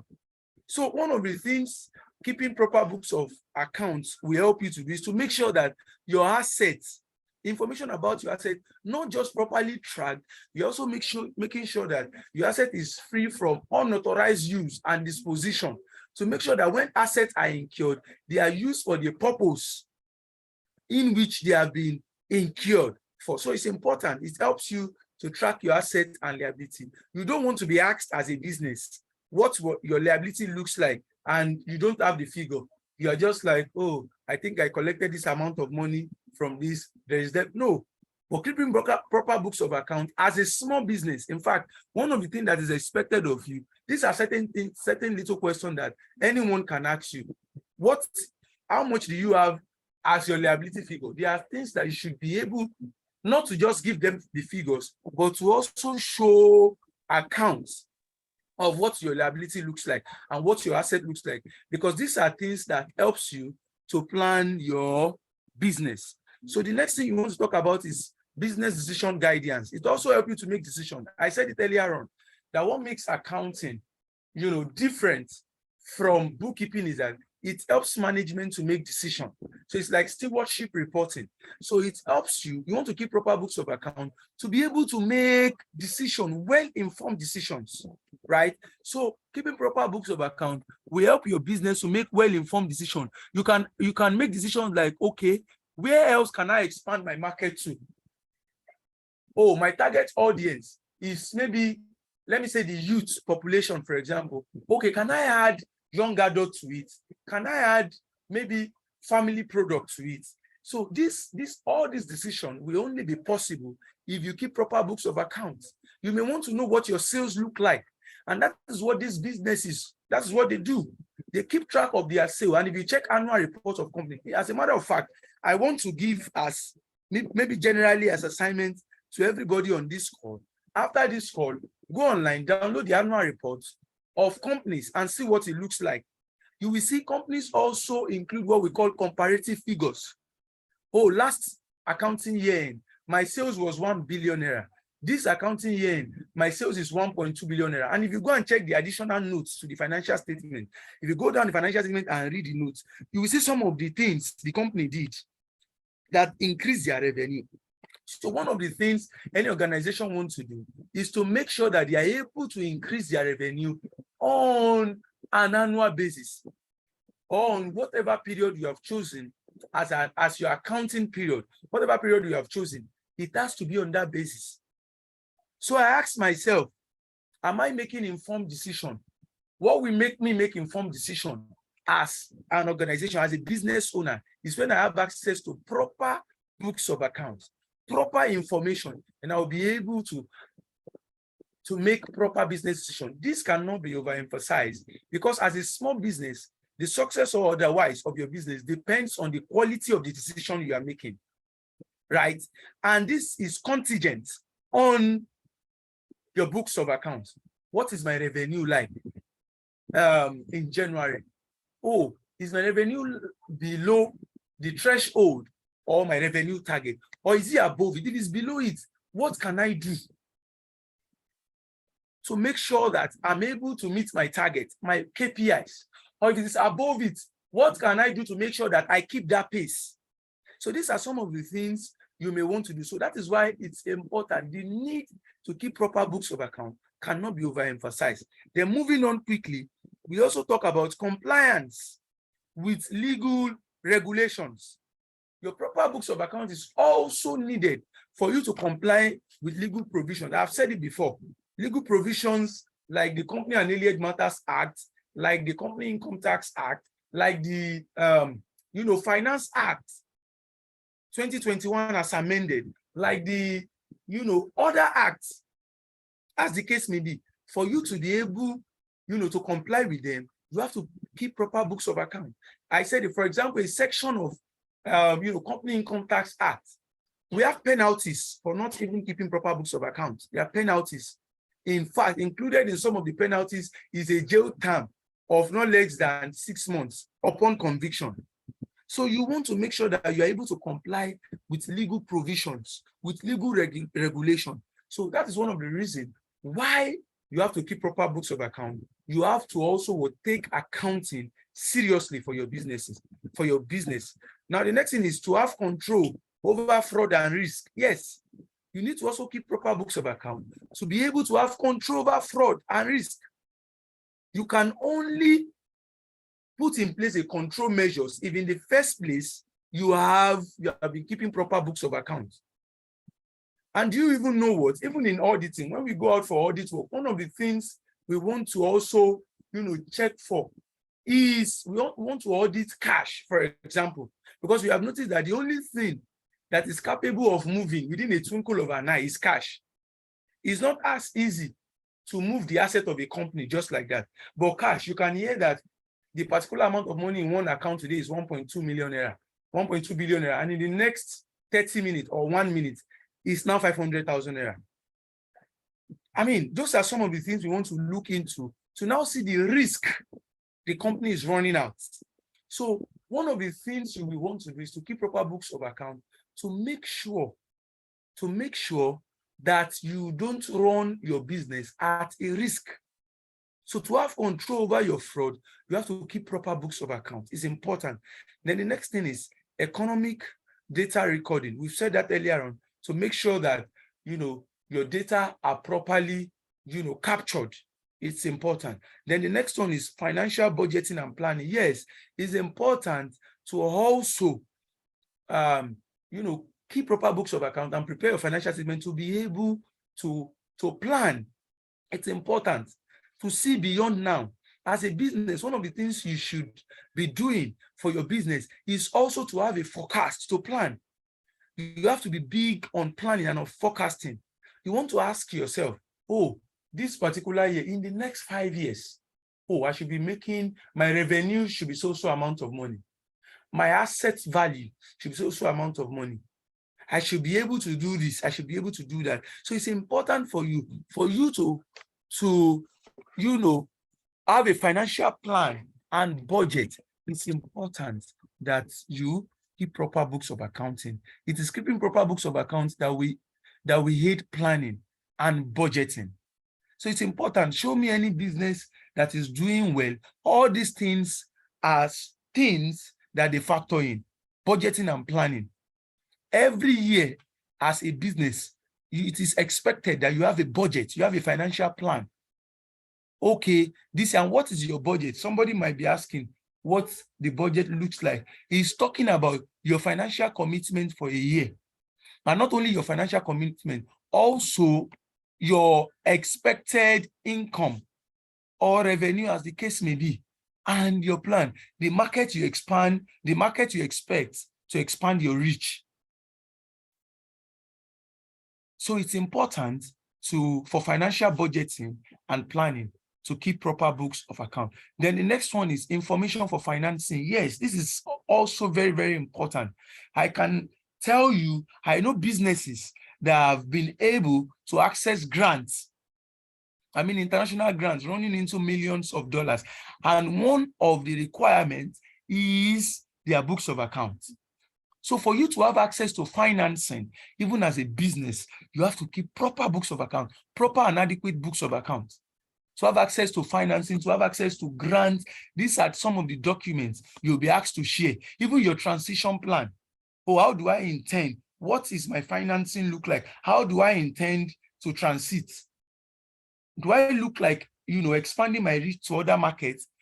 Those are some of the things. So for you to also, if you are looking at financing beyond maybe family financing, maybe beyond your personal financing, you also want to pitch your business to investors. You want to take preparing your financial statements very, very seriously to be able to have access to financing, because all this information are needed. And even to give the very, very basic example we can relate with, if you want to secure a loan with a bank, for example, they will ask for your statement, for your account statement.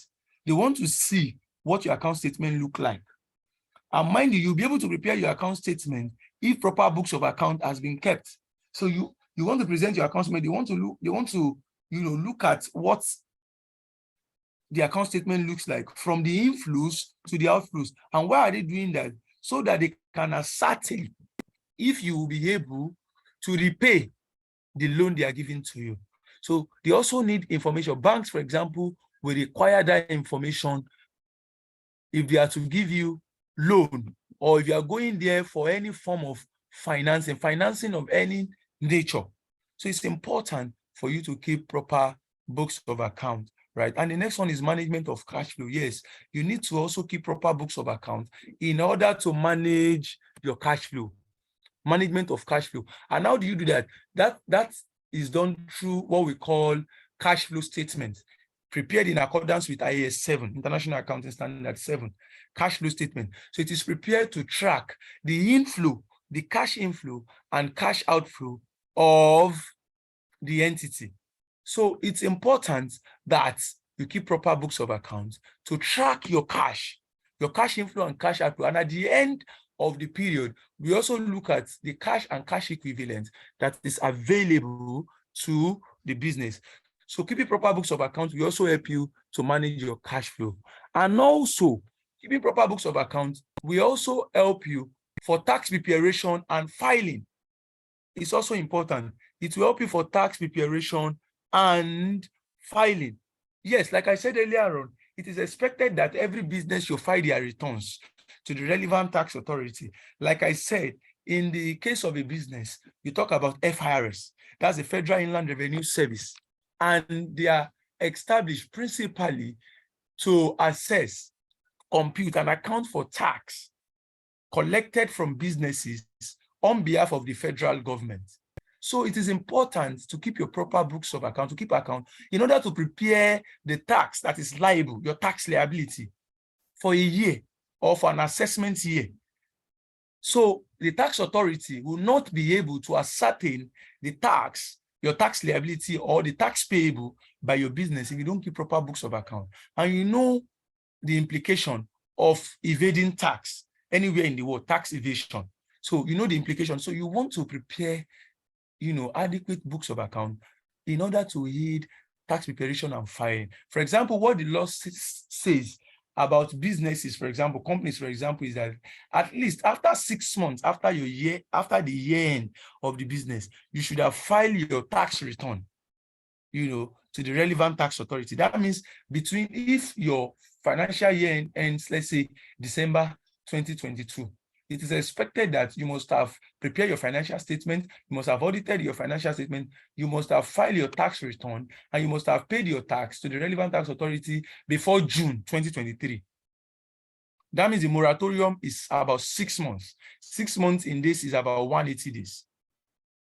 So for you to be able, to prepare your tax liability and also file your returns to the relevant tax authority, you have to keep proper books of account. So generally speaking, why should you prepare proper books of account? Why should you prepare your financial statement? Number 1, accurate transaction record. 2, assets liability and tracking. 3, business decision guidance. 4, compliance with legal regulation. 5, control over fraud and risk. 6, economic data recording. 7, financial budgeting and planning. 8, information for financing. 9, management of cash flow. And 10, tax preparation and filing. I hope we are still following. Yes, sir. Yes. All right. Yes, sir. Thank I you very have a much. question. Please, I have a question, sir. Okay, go ahead. Yes, sir. You made mention of keeping books of accounts, especially when one is seeking grants, probably from international bodies or probably within. So you mentioned keeping books of accounts. Could one relate books of accounts as the same as a bank statement, one's business bank statement? Is that what you mean? All right. Thank you very much. When you say keeping books of accounts, of course, although I've not gotten there, but bank statements is part of what is required of you to keep as a record. Do you know why? We group them in accounting as subsidiary books. I intend to still talk about that. We group them as subsidiary books. And subsidiary books are basically books of account that evidences the occurrence of a transaction. So, of course, your bank statement is part of.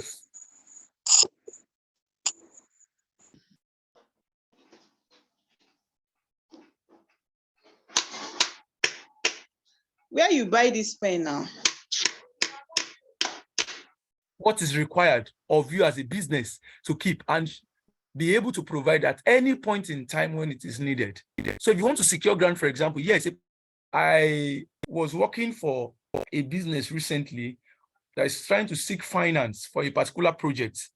And one of the requirements to get the finance from the company, the requirement from the company was that the business has to, not just send their bank statements, but they also have to get a letter from the bank, giving their source code, amongst other information to be able to get that support from the company.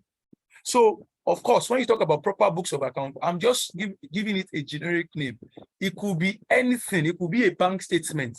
It could be any statement that shows the profitability of your business for the past 5 years, which can be statements of income or your profit or loss statement. So it depends on the requirements of the grants you are applying for. But of course, if you are asked for bank statement, it's part of it. I hope that answers your question. Yes, sir. Thank you, sir. Well answered. All right. Thank you very much. So moving on, who are now the users of financial statement? I will just run through this. Who are the users of financial statement? You have the owners, right? When you prepare your financial statement, for example, some of the users, okay, before I even say that, the users can either be internal or external. By internal, we mean within the business. For example, the internal users include owners of the business, like yourself. And if your business now grows to the point where you have stakeholders or shareholders, your shareholders are also interested in your financial statement. And what's interest? What is their interest? Performed. over the period under review, how has it performed? What's the profitability of the business like? What is the statement of changes in equity? Because that's one of the interests of the shareholders. They want to see value. So they are also a user of the financial statement. We also have management. Management is different from the shareholders. For example, in the case of a public company, for example, the shareholders cannot be there every day to run the business. So they now have what we call board of directors who constitute the management. So the board of directors are now those who manage the business on behalf of the shareholders, right? So the management also needs the book of accounts to also keep track of what has transpired financially within the organization, to see the profitability of the organization, to even see whether some of their strategies are working. Their business strategy, their corporate level strategy, they want to see whether it's working. If they decide on certain things or they implemented some strategies, maybe targeted as improving the revenue of the company, they want to see what effect that has on the revenue of the company, right? So we also talk about employees. Your employee, we also want to see the benefits. Oh, do I say benefits? Sorry. Your employee are also interested, or what they intend to benefit from the financial statement is to see the likelihood that you'll be able to pay their wages or their salaries as time goes on. How do they know that? They can check for the company's profitability on the statement of income. They want to see the profitability of the business. What is the profit of the business like? Or has this business, maybe they've noticed that the business profit is declining over the years. So it can be a basis for making decision on the part of the employees to see whether they will still continue to work with you or they will seek for greener pastures. So it's important. So employees are basically interested in your financial statement to see whether they will continue to work for you or they should look for other. So they want to see their job security, basically. And that to them will be known through your profitability, because your profitability will determine whether your expenses or the expenses in your operation will be sustainable over time. So it's important for employee to also look through your financial statement as a user for job security purpose, to see if the business will be strong enough to continue to, pay their salaries or their wages as the case may be. So to the external users, now I've explained, you have the tax authorities. Yes, they are interested, particularly in your financial statement, to ascertain your tax liability. So they are basically interested in your, profit or loss account to see what your profit is and to see how you also compute your profit. Yes, because there are some expenses that are liable in financial accounting, but that are disallowable for tax purposes. Example of them is depreciation. For example, in financial accounting, depreciation is allowed to be deducted from your revenue to arrive at your gross profit and your net profit after deducting expenses. But when it comes to taxation, depreciation is disallowed. Do you know why? Because depreciation is seen as an attempt to reduce the profit of the company. And when the profit is showing a reduced amount, then it means that the organization will be paying a lesser amount of tax compared to what they would have paid. So instead of just having depreciation, what the law now states, the tax law, we now have the advent of what we call capital allowance. So capital allowance is usually granted on qualifying capital expenditure. By qualifying capital expenditure, we mean your assets. So capital allowance also work like depreciation, where you have your initial allowance. Instead of saying your annual depreciation, it is spread across your initial allowance, which is granted once in the lifetime of the qualifying capital expenditure, I mean assets.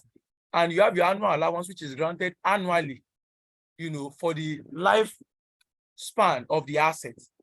So it's important that you also prepare your financial statement showing that, your profit is giving the correct view, right? So you don't have a profit that is reflecting an amount of money lesser than what your profit look like in order to avoid tax, right? Although generally in law, tax avoidance is not illegal, but tax evasion is what is illegal, right? But I wouldn't want to go deep into that. But what I'm trying to say is that tax authority is also part of the users of your financial statement. They are principally interested in your profits to be able to compute your tax liability and some other disclosures too, right? That may include the summary of your withholding tax, right? And other documents as the case may be. So we also have lenders like banks. They are interested. I explained that earlier on. Lenders like banks, for example, are interested in your financial statement to see if you'll be able to repay whatever loan they have granted to you or whatever financing facilities you have access to with them. So they want to see if you are capable of meeting up with the obligation that comes with those forms of financing. So basically, lenders, either banks, either creditors, that's your suppliers that you are owing, are interested in your financial statement to see whether you'll be able to meet up with your obligations with them. Then the other one is government agencies. Yes, government agencies like CAC, I said it earlier on, they are interested in your books of accounts. So you file your return to them. They want to see how the business is doing and to also see how, they can also come on board when the business is close to liquidating. So they're also interested. The other one is trade union. Yes, if you have employees, for example,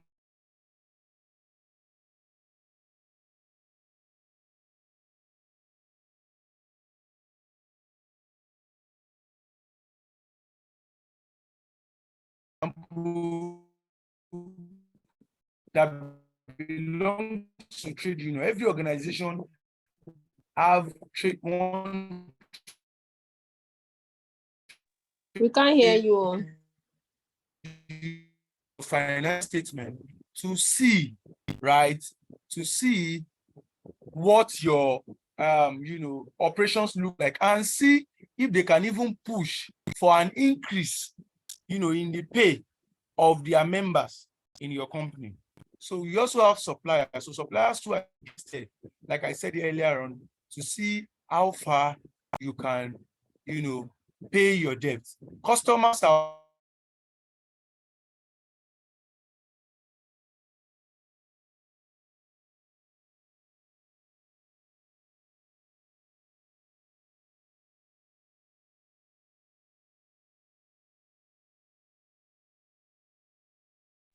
We can't hear you.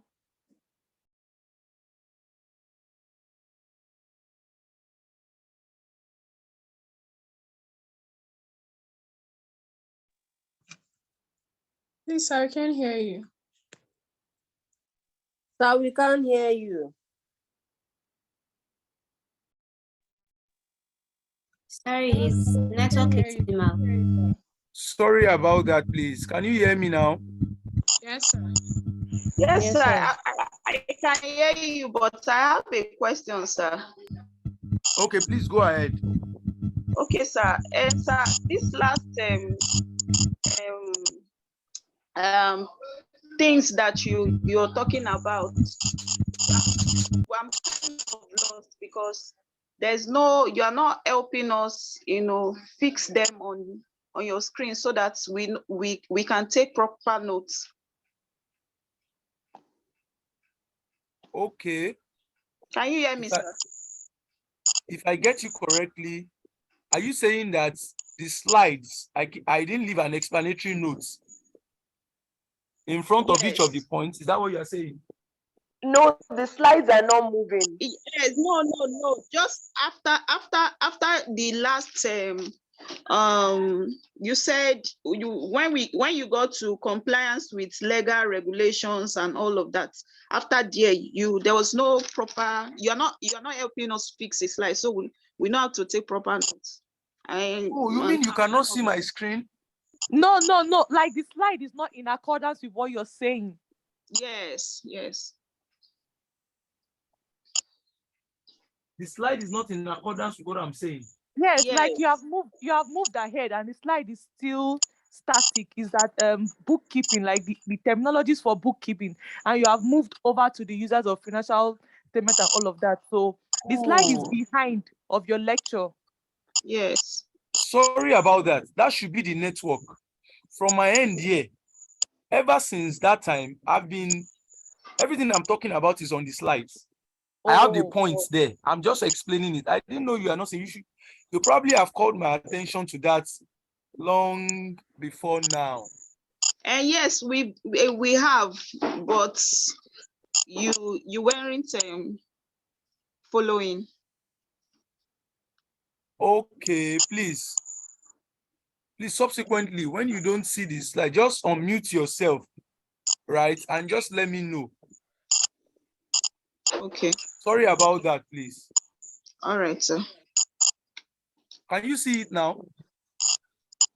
yes, we can. Yes, we can. Look at what Yes, we can. Yes, and so that users Let's look at what internal and I've external. been talking about. I've talked about this bookkeeping, Yes. this. Can you see it now? Yes. It's Yes, not that we're seeing. It has yes, been started and It's stopped. I've talked about this is where this. I've talked about this. missed from. yes. Okay, you From know what this I'm going to do? You know what I'm going to do? Quickly. Okay, do you want to take notes? Yes, sir. Yeah. Okay, let me give the next just 2 minutes. So I will leave this. Once you are done with this, I'll move to the next one. Sir, please, I can you start continue from from there. beginning? No, Can it's you not please start from the beginning? Is that Because next like okay? slide. me, Start with I just want to terminology. screenshot it like few Or you just seconds. screenshot it. Yes, please, sir, can you start from beginning so that we can just So screenshot there will it? Okay, be can no I go need to for the you to next one? screenshot, right? So we're going to send the slides for you guys. So you Okay, have that's this even slide. true. I will share Okay, the sir. slide. Yes. I will Yes. share the slide. Okay, thank you so All much. right, guys. So I've talked about this. This is what I just finished talking Why about. sharing the slide, the passcode for the slides? Because I couldn't access the previous one because of the passcode. Sorry, that the passcode for that meeting is on the form. I would address that after the class. Just let him continue. It's there. Okay. Thank you. Okay, can we continue? All right, Yes, sir. sir. All Yes, right, we because can. we'll be going on breaking.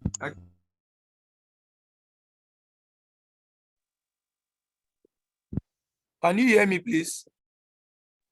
We can hear you now. Yes, we All can right, hear all you. right. So let's continue quickly. Then the next thing I want to talk about, and I hope you can see my screen too now. Yes, we can. Yes, it's source documents. Yes, somebody asked a question around this the other time, right? Source documents.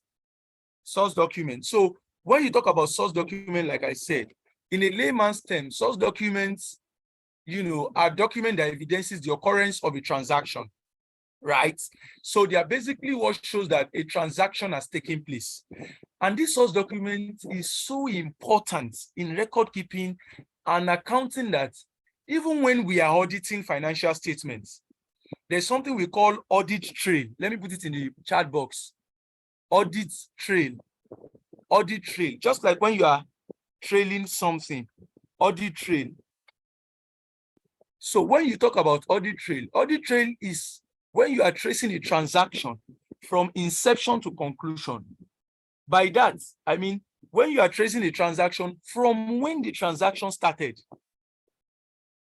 to when maybe you make payment to when maybe you fulfill your side of the transaction, that's an audit trail. So that's why we say audit trail is the tracing of a transaction from inception to conclusion, from the beginning to the end.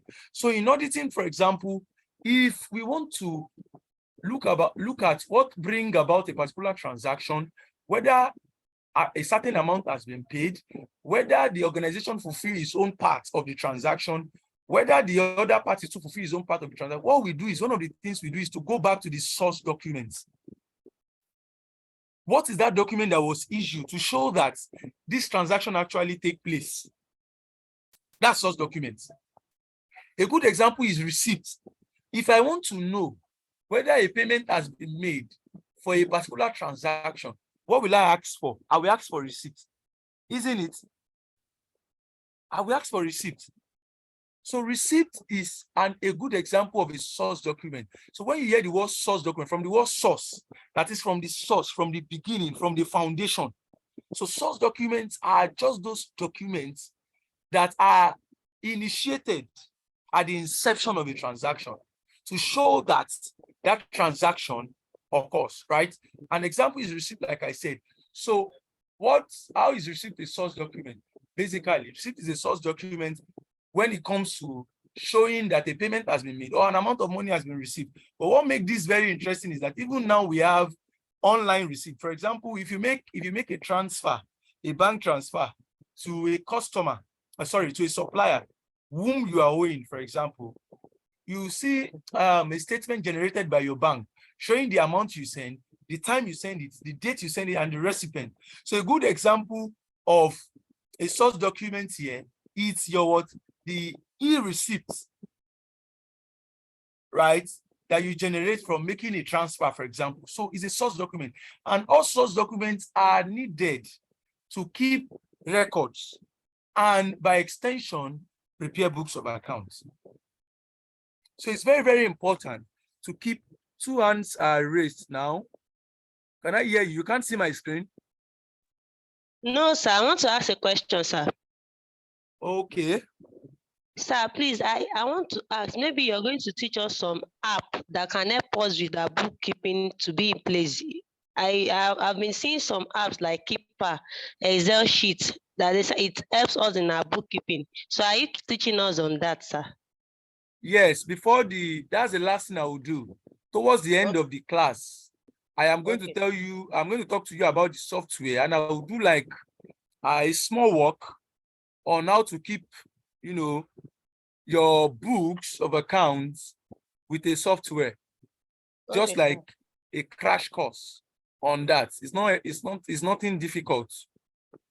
Yes, I hope that answers your question. Yes, sir. All right.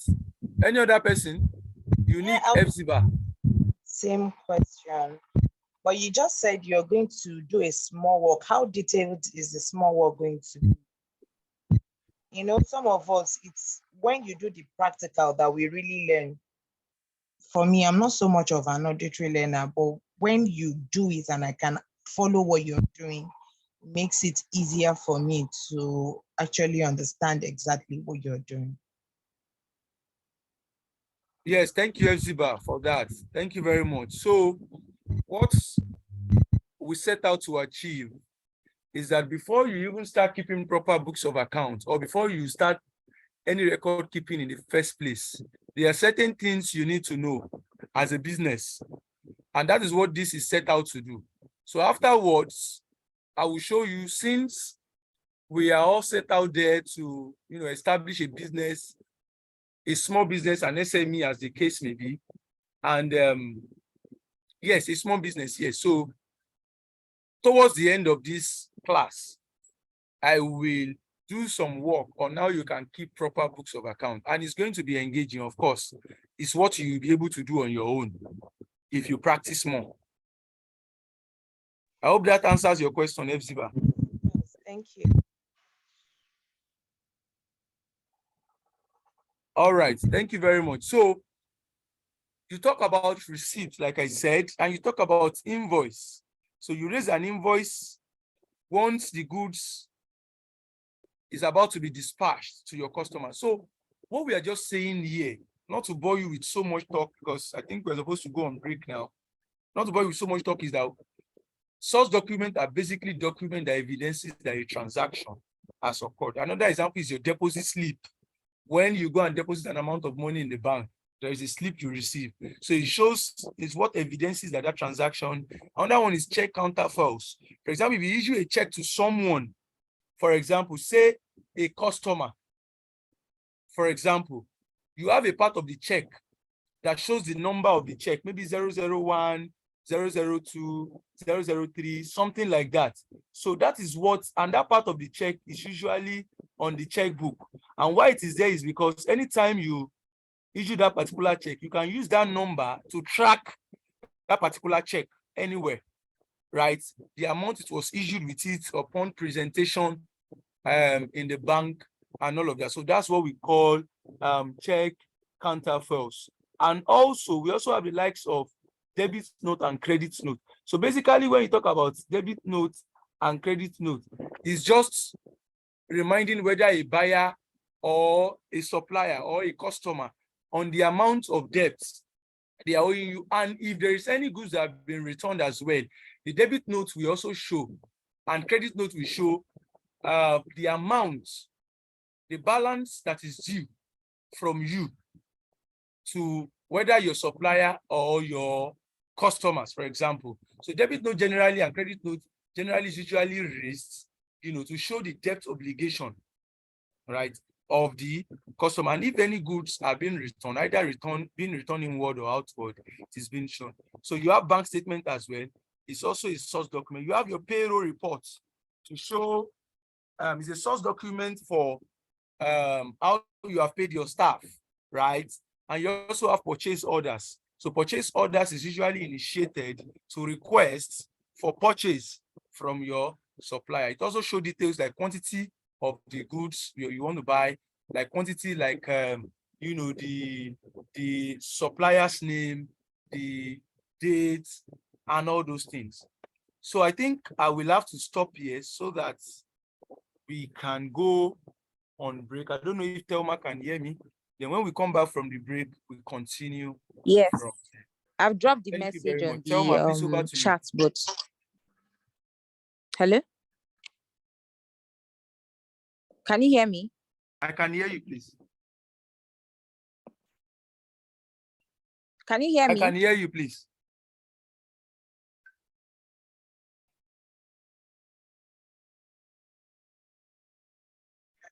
Can Okay, anyone hear me? everyone, I can hear you, Elijah. I can hear you.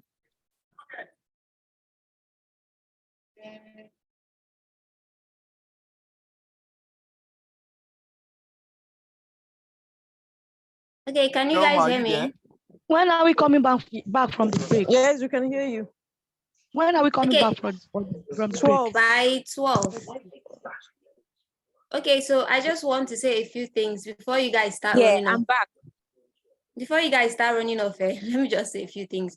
Okay, so starting with the meeting link, right? There is a Google document that has been created. Why did I create the Google document? Because instead of posting the link on the WhatsApp group every day, I'll post today's link, post tomorrow's link. It's not very simple. It won't work that way. So posting, that's why the document is being created. So what I will just do is update the recordings on that document.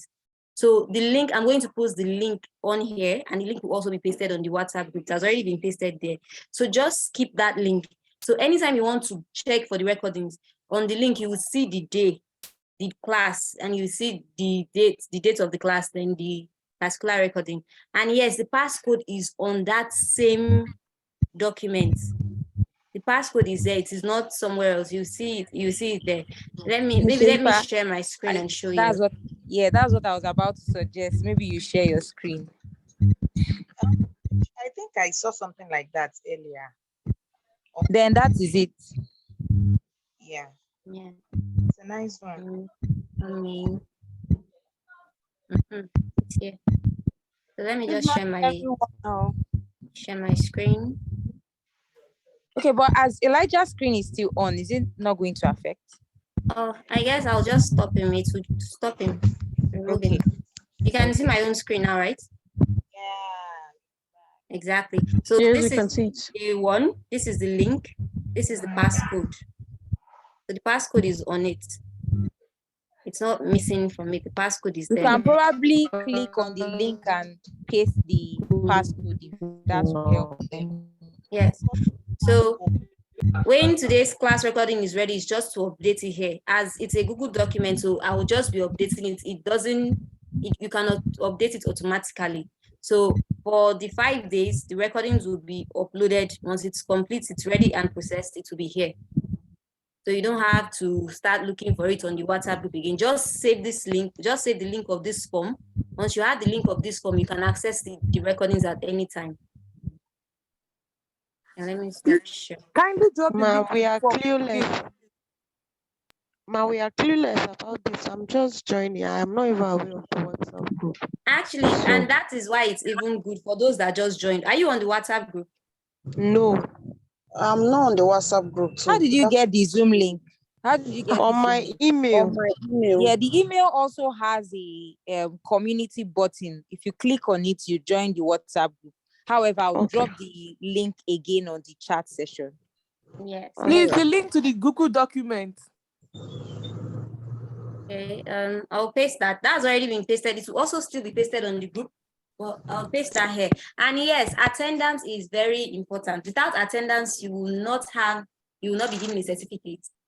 So please fill your attendance form at the end of the class. It's very important. Not at the end of the class, at the end, towards the end of the class.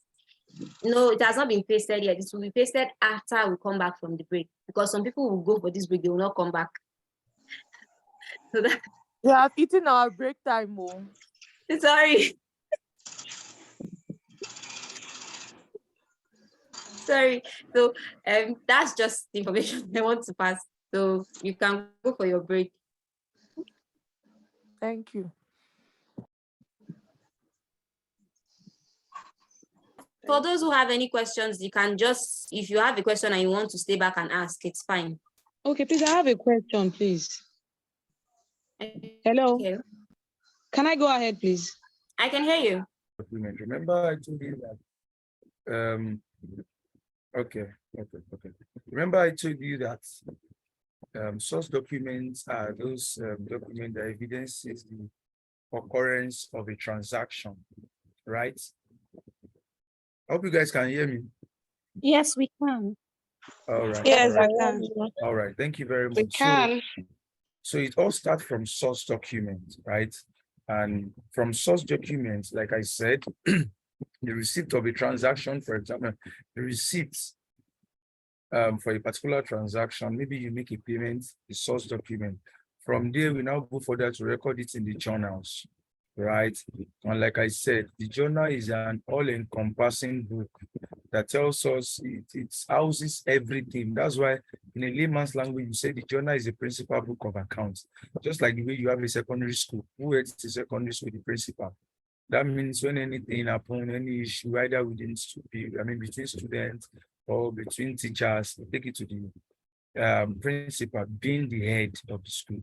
That's just the same way the journal is in this case. It's like the principal book of accounts. It houses all the transactions. So when there is a source document of maybe a receipt of say 10,000 naira, you now go to the journal, for example, because it is a receipt, right? That means you receive money from a customer. Let me assume the name of the customer is Ada.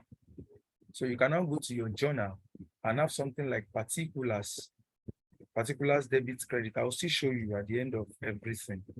So you now debit. What are you going to debit in this case? Maybe I need to take this time to just explain the rudiments of accounting when it comes to entering some transactions.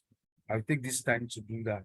Now, if you receive money from Ada, who is a customer, let me assume the name of our business is NerdzFactory. All right, and we are selling. I hope I'm permitted to use that. And this time, we are assuming that we are selling cosmetics, like I said.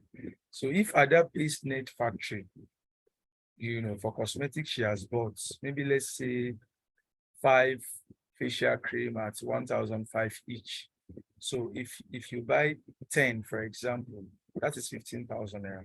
So NerdzFactory as an organization, you are taking NerdzFactory as being your own business now. NerdzFactory as an organization is receiving how much? 15,000 naira. So what will you do? Because the person pays through cash, right? Although anyone that gives cash at this time, just on the lighter note. So the person pays through cash, for example. So the business receives the cash. So when the business receives the cash, what do? You debit the cash. And whose account do you credit? Because it depends on what the cash is for. If the cash is for sales, for example, let me assume, like I said, I think the example I gave was for sales. It's for sales. Then you debit NerdzFactory, I mean, you debit the cash account in NerdzFactory account, showing that, oh, we received a cash of 15,000 naira, right? And you now credit sales account because it's the other entry to that particular account. You know, in double entry, generally, we say that generally the basic principle is that for every debit entry, there must be a corresponding credit entry, isn't it?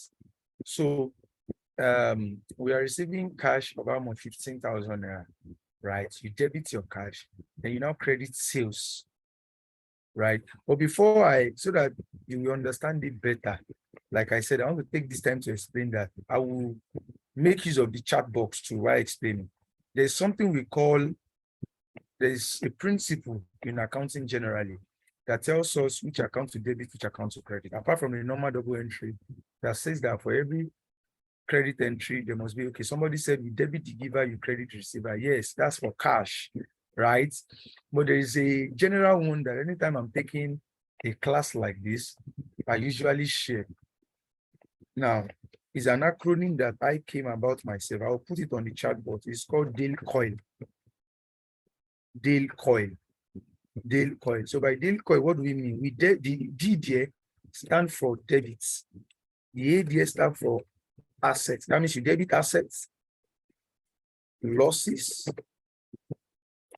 debit assets, losses, expenses, or expenditure, as you may call it.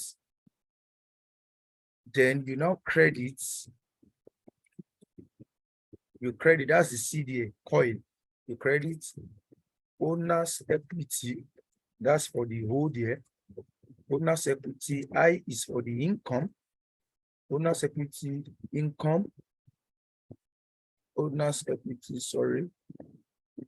What is wrong? Owner's equity, right? Income is the I. Then L is the liabilities. Now, what we do here is that from the please, thank you very much. Debit asset, losses, expenses, credit, owner's equity, income, and liability. Yes. So what we do here is that when your asset is increasing or any transaction is increasing, this particular thing applies to when any of the accounts is increasing. For example, if your asset account is increasing, now you debit it, right? If your loss account is increasing, you debit it. If your expenses account is increasing, you debit it. If your income account, your owner's equity account is increasing, you credit it. That's coil now. If your income account is increasing, you credit it. If your liabilities account is increasing, you credit it. Marvelous, please hold on so that I don't lose track of what I'm explaining. I will call you now to ask your question. Now, what we are saying is that for assets, for example, in this case now, I've told you what assets is, example of assets. That's property, plant, and equipment, a generic name for non-current assets, whether you're talking about furniture and fittings, the furniture in for your business, you're talking about your van, your vehicle, you're talking about equipment, you're talking about computer, even phones or laptop, as the case may be. As long as it is purchased for the purpose of the business and is expected that it's supposed to last for more than 1 year, for example, and it's for the benefit of the business, right? You can regard it as an asset, and if the cost can be measured reliably. I don't want to go too deep into recognition of asset because we want to treat the very, very basics and how this can help our business, right? So now, if, like the example I gave, NerdzFactory received 15,000 naira from a customer who bought a goods, that means NerdzFactory is selling goods to that customer. Now, cash in this case, money is your asset, right? But it's your current asset. Why? I told you earlier on that current assets are those assets that you expect that it lasts within one accounting year. When you receive cash, you expect that you use the cash within an accounting year. So cash is a current asset. And in this case, because we are receiving money, right? That means if before in our cash accounts, we have 10,000 naira, somebody is now giving us 15,000 naira, that means it's going to increase a bit to 25,000 naira. So because your cash is increasing, which is an asset, so the rule says that you debit it. right? That's why I said earlier on that you debit your cash with 15,000 naira and now credits. Now sales accounts, you are selling to the person. You agree with me that when you are selling to someone, you receive money, Abi? So sales account is an income account because when you sell, you expect that you have given a value, like somebody defined earlier on when we started the class. You expected that you have given a value and you should be given a value in return, which is money, income in this case. So sales is part of the income account. So you now credit sales because the value in your sales account will be increasing. So that is why when you receive money from sales, for example, or you make a sales, your cash is increasing, you debit it, your what do you call it now? Your sales account is also increasing. How is your sales account increasing? That's the question someone might want to ask me. How your sales account is increasing is that sales account is an income account. And since you have made a sale, at the end of the day, if someone asks you, how much sales have you made? You want to add the 15,000 naira you just sold now. So in that case, it's an income account and it's increasing, right? So that's why you now credit your sales account. Let me look for another example again too. That's why, so in your journal, I was trying to use that to explain journal. So in your journal, for example, where you have something like, okay, maybe as I'm also saying this, maybe I should show it on an Excel sheet, right? Are you guys fine with that? I wanted to do that at the end of the class before. Are you fine with that? Yes, sir. Yes, sir. All right, Yes, sir. all right. Yes, sir. All right. So let me create a sheet. Please hold on.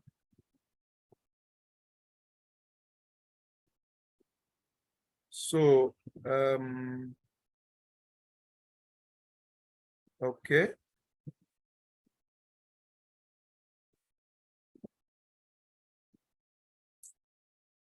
Yes, okay.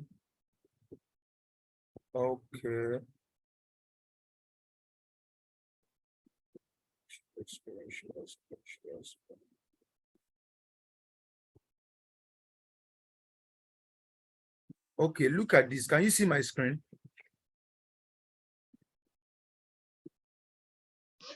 Yes, Can you see sir. my Excel screen? My Excel sheet? Yes, sir. Yes, sir. Okay, so imagine in that situation now, you want to have your journal. So your journal now in the very basic way. So your journal, you have your date, the date of the transaction, right? You have the narration of the transaction, right? Oh, narration, sorry. You have narration, right? And then you have your debit, which you use DR to represent that. You have your credits, right?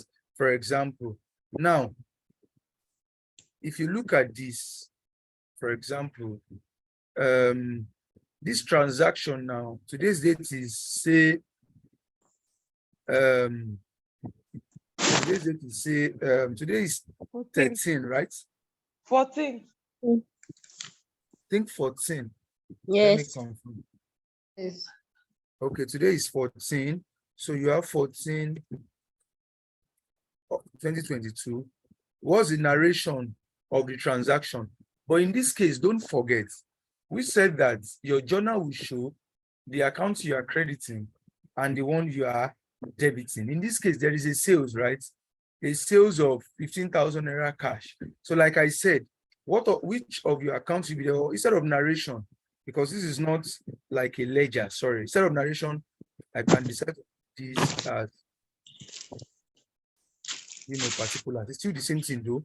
So which account am I debiting now? Like I said, I'm debiting my cash account. So I come here, how much? 15,000, right?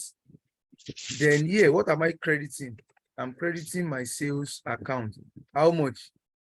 15,000. So if I'm using a journal, I have recorded this transaction. All I will now do is now to, write a narration. So I can now say, being what? Being sales, being cash sales, worth how much? 15,000 naira. So for example, now I can make this, my journal, for example. So this is an example of what a journal looks like. So you want to show the accounts you are debiting and the accounts you are crediting. I hope you guys can see my screen. Yes, we can see it. Yes, Can you see my we can see it. Okay, so do you understand what I just did?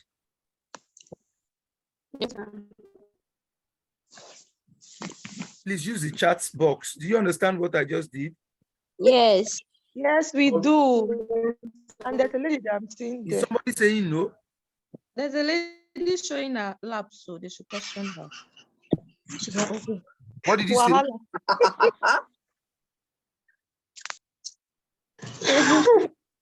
What did you say, please?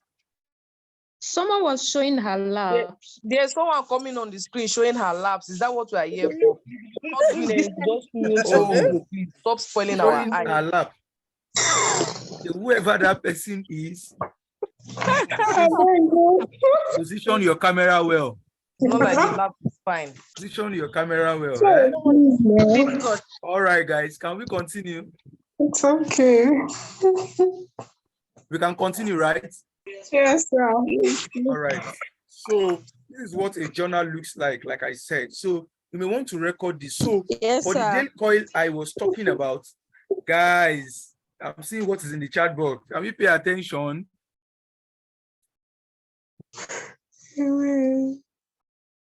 Okay, somebody say no, sir.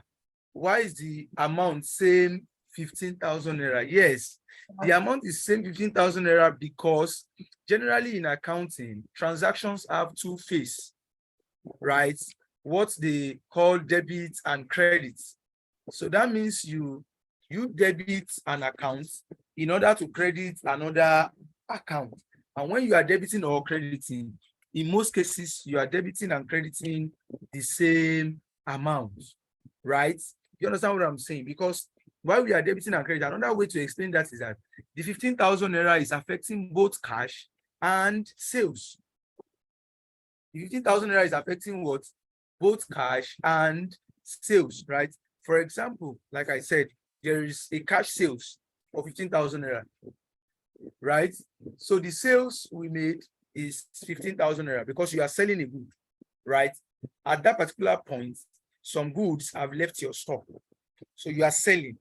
So in that case, because you are selling, is affecting sales. That means sales worth of 15,000 naira is no longer, goods worth of 50,000 naira, is no longer in your stock. So you have to reflect it in your sales account. The same way you have received 15,000 naira cash from someone.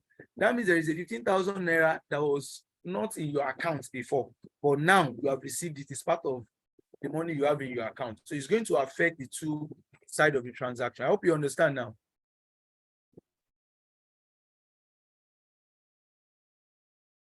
I hope you understand now. Bisola, yes, use the chat sir. box. I hope you understand. Yes, okay, sir. Thanks. No, okay, sir. Thanks. All right. So somebody said it's confusing. How do I explain this? Okay. Sorry, okay. sir. Somebody said no. Okay, let me explain again. You make a cash sales, right, of 15,000 naira. Okay, let me use an example. Let me pick someone's name from the chat box. Yakubu, for example. Yakubu, you own a business. For example, Yakubu, you own a business. Somebody comes to you. Let me assume you sell wares. And somebody comes to you. Please hold on. Please, a minute, please. Sorry, hold on.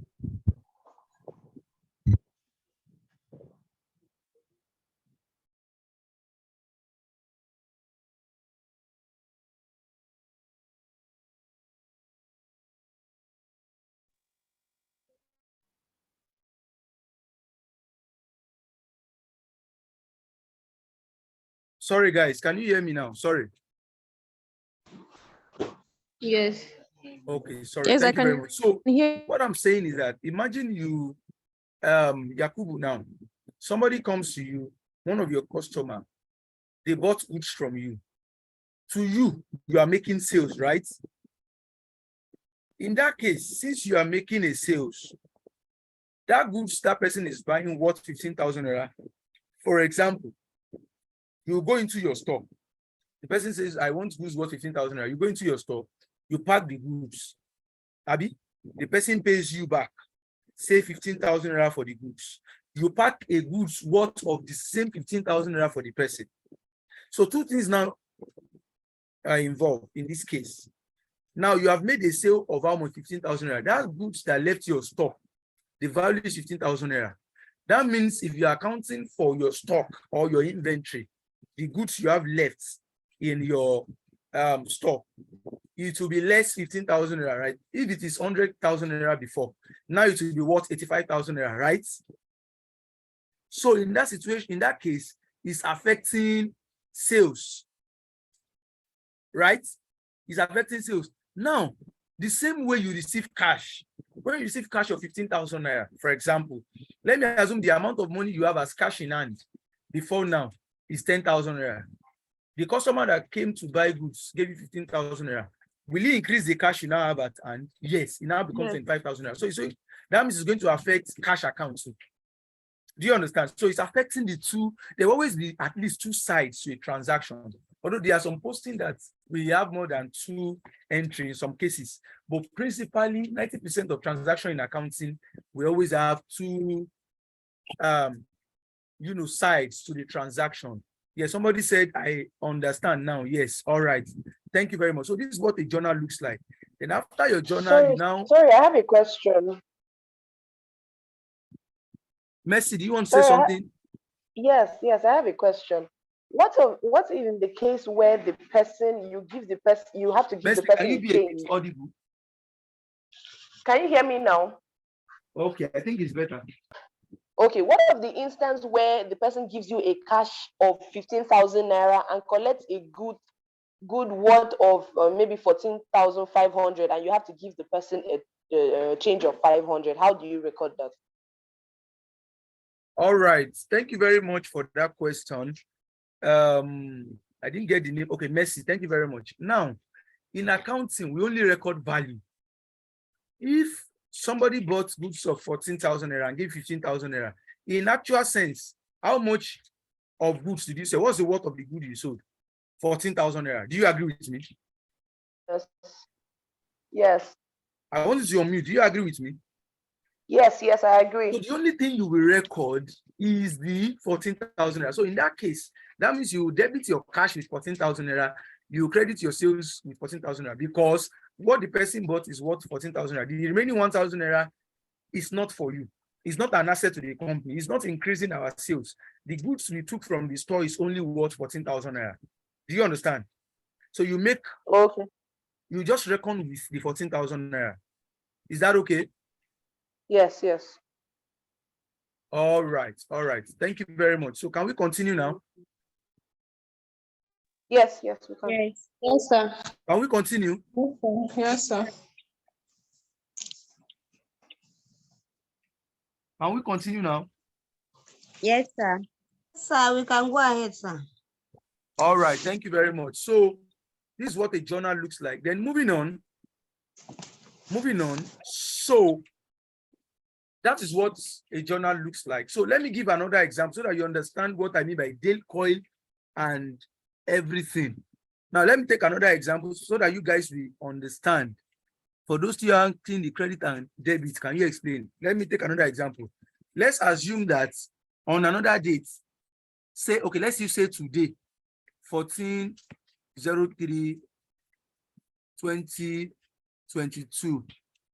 Are you with me? Let's assume that you purchase. Now, your business now, you are the one purchasing. Somebody is not coming to buy from you, you are the one going to buy. Now you purchase goods worth 30,000 naira and you paid with transfer. Yes, you paid with transfer, right? That's what's raining now. You paid with transfer.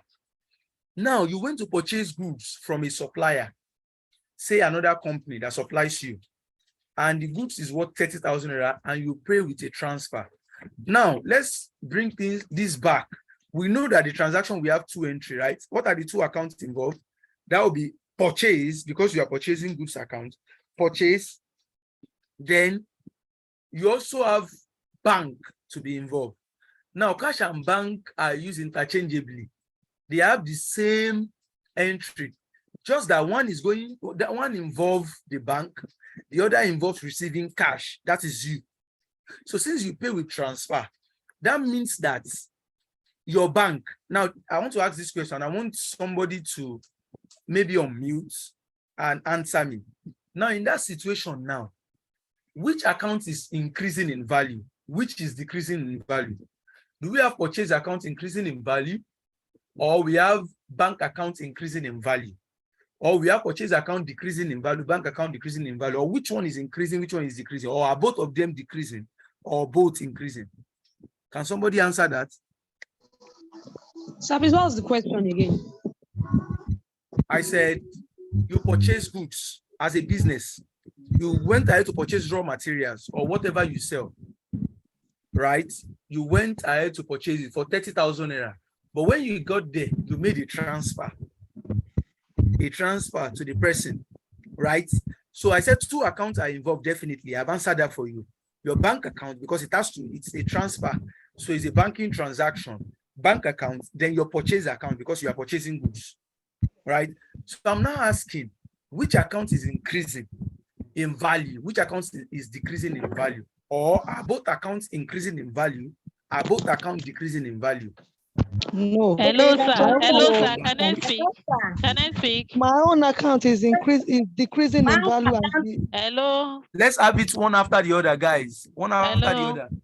Okay, go ahead. Okay. The purchase account is increasing in value. Okay. The bank account is decreasing because you are collecting, you are taking from it. Nice one. Thank you very much. That's just the right answer. The purchase account is increasing in value, while the bank account is decreasing in value. Let me explain that better. When you are purchasing goods, right, that means you are buying.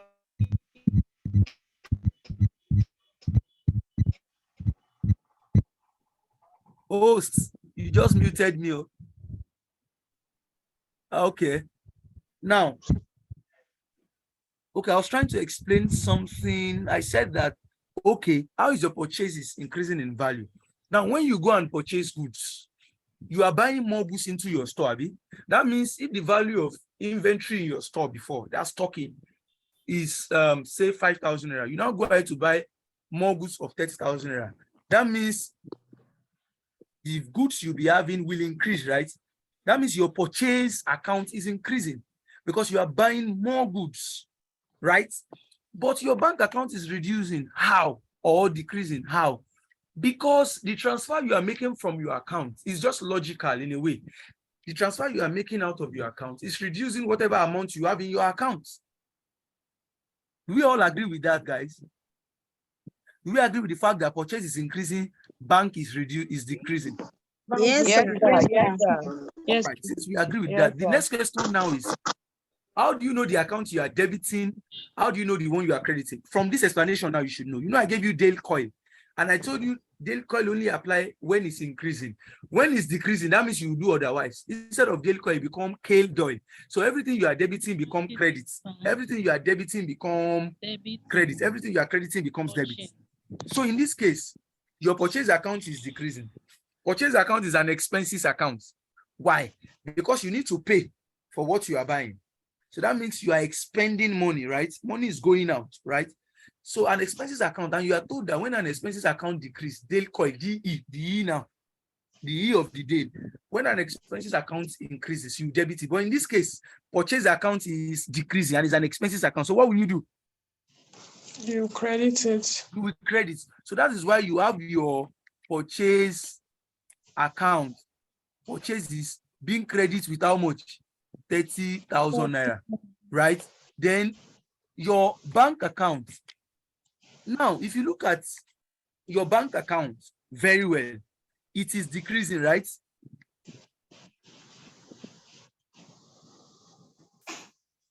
Oh, did I say credits? Hello, can you hear me? Yes. I meant you will debit your purchase. Sorry. I think that was what I said now. Yes. Yes, but I recorded it wrongly. Sorry. So you will what? You debit your purchase account, but your bank is decreasing and your bank is an asset, right? Your bank is an asset.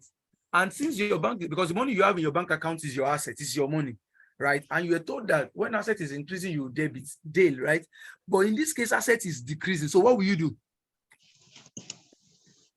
You will credit, Abi? Hello, can you guys hear me? Yes, sir. So you will Yes, credit, sir, we right? can. So I credit this one with 30,000 naira. Then I also give what? Somebody said, I'm confused here. Agnes, Alfred, please unmute. Can you share with me your confusion? Yes, good morning, sir. Good morning. You said the bank is reducing in value. How is it that is appearing under credit? Because it's Nice been question. I know debited. somebody will ask that. That's very smart. Nice question. I will tell you why.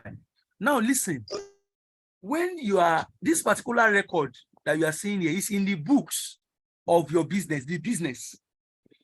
It will only appear on the credits in the what? In the books of the bank. Yes, I know this might, actually come up. That's why you see that when you receive money in your bank account, what happens? The bank will credit your account with them, but you will debit your bank, the one you are keeping with you. Why? Because you are receiving. And the rudiments of how you do that is they will tell you debit the receiver, credit the giver.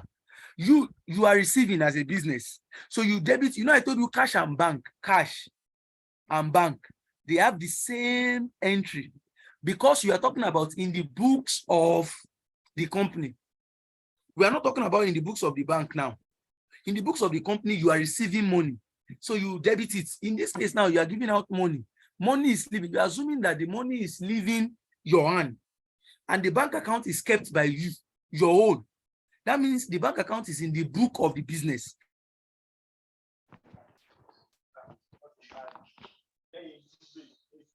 You also have bank accounts in the brought money. But to the bank, right, is going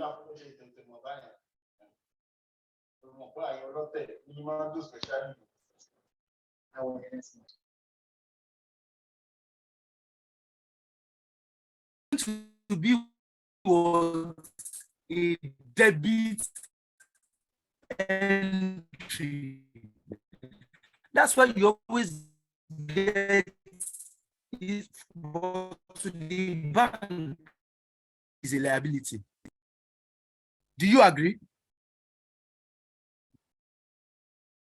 I need someone to answer me. Do you agree your deposits, the money you have in your bank account, do you agree that to the bank is a liability, but to you is an asset? Do you agree? No. You don't agree. How, You don't sir? agree. I don't understand. I agree. Okay, let me explain. That's why we are here. Let me explain. Now listen. Are you aware? Have you heard about NDIC? Nigerian Deposit Insurance Corporation. Now, let me just explain briefly so that you understand. I don't want to go into the workings of the financial sector. Now, look at this. When you make a deposit in your bank accounts, it is a liability to the bank. I will tell you why. The reason being that all deposits in the bank are insured by NDIC. I know there would have been a point in time you went to the bank, you see something like insured by NDIC. So NDIC is a corporation, for example, established in 1977. And what brought about the establishment? They noticed that we have different banks. That was a time where we had a revolution in the banking sector. You just realize that in like a year, we realized that a lot of banks wind up. And when they wind up, the monies of their customers. Can you hear me? Yes. Okay. Thank you. And when they wind up, the money of their customer is gone. It is gone, exactly. So after that time, there was a regulation in the banking sector, and that was what brought about, one of those regulations brought about NDIC. where every bank now insure all the deposits of their customers with NDIC. Why? So that in the event of liquidation, in the event where the bank will fold up, the bank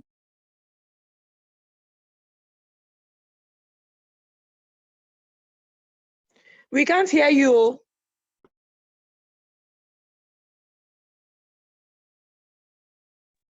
Okay, sir. The network is breaking and even making the explanation We confusing. can't hear you. We can't hear you, sir.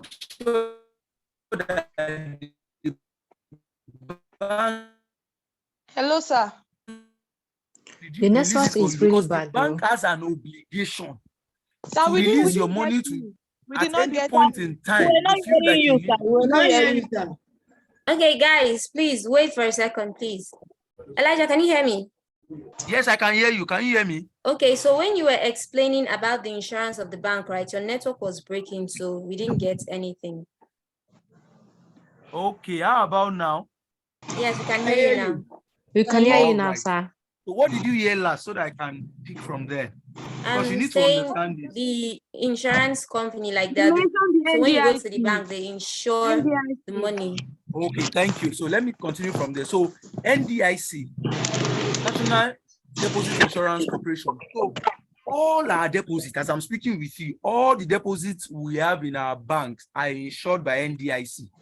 And every bank pay a premium of 15/16 of 1% of the deposit of each customer to this insurance corporation to insure all our deposits, such that in the event where a bank is folding up, like we have the likes of Intercontinental Bank about 10 years ago and Bank PHB coming together to form, I think, Access Bank.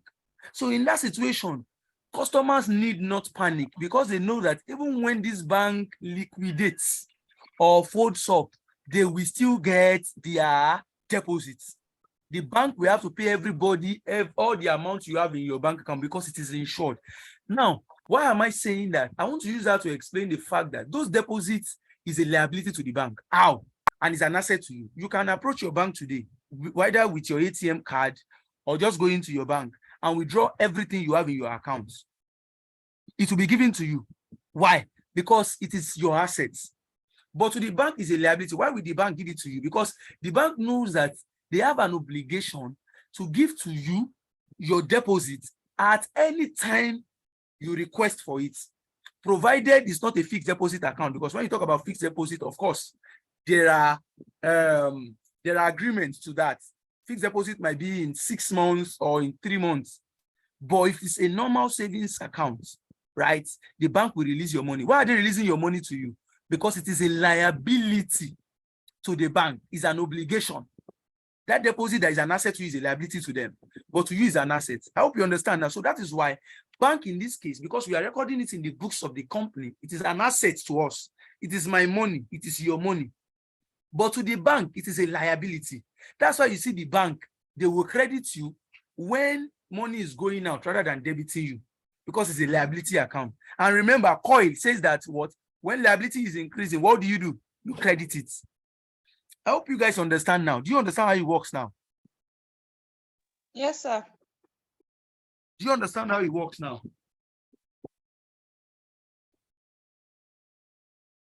Nobody's talking. Do you understand what I just explained? Yes, sir. Yes, sir. All right, all right, all right. So thank you very much. So in this case, Yes, the sir. money, Yes, sir. I mean, the money is an asset. I mean, bank is an asset of the company. So you treat it like cash. When money comes in, you debit. When money goes out, you credit. So I hope I've explained that.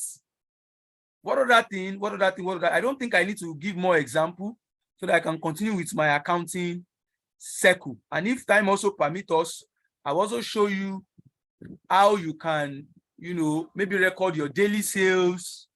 Not preparing books of account now, just recording purely. And now you can track, now you can maybe use Excel, on the basics. I hope you can hear me. So I will also show that. So let me just continue. Let me share my screen. And just continue. Okay, so we're talking about accounting circle. So I talked about journal. Somebody is raising. Who is that person? Please go ahead, please. All right. Is it possible for us to have the purchase journal and the sales journal on the same sheet? If it's possible, how is it going to appear? Okay, thank you very much. Your question is more or less of the practical aspect. So maybe I might have a little bit of change in how I intend to take this. So now, if you want to have your sales journal and your purchase journal, for simplicity's sake, right, I will advise that you don't have them on the same sheets, right? Let me share back my Excel sheet screen. I'm coming.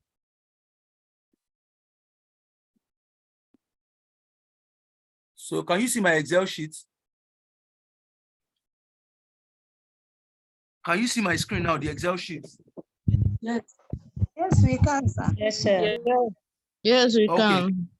All right, thank you. So you can decide to have them on the same sheet, but for simplicity's sake, I would advise that you have them on different sheets, right? Your sales journal and your purchase journal. So you can have one sheet to be your sales. Let me assume this is my journal now. I can just name this as my, journal. Then I have another sheet, right, where I can have my sales day book, right? So my sales day book, how will it look like? Of course, it depends on what you are trying to capture. But in most cases, you have the date of the transaction is a section of the journal too. You have the narration of the transaction or the particulars as the case may be, right? And you have the amount basically. But if you have discount as well, you can also add a colon for cash discount. Then from there, you can now have the amount. In this case, is going to be the net amount of the transaction. I hope you can see my screen. Yes, sir. Yes, sir. We can see your The screen. one for the sales journal, right? Right?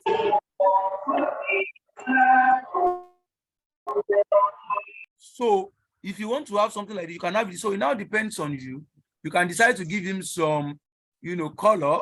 Like I said, this place can be your discount. So let's assume that there is a transaction for today, say 14th of March, 2022.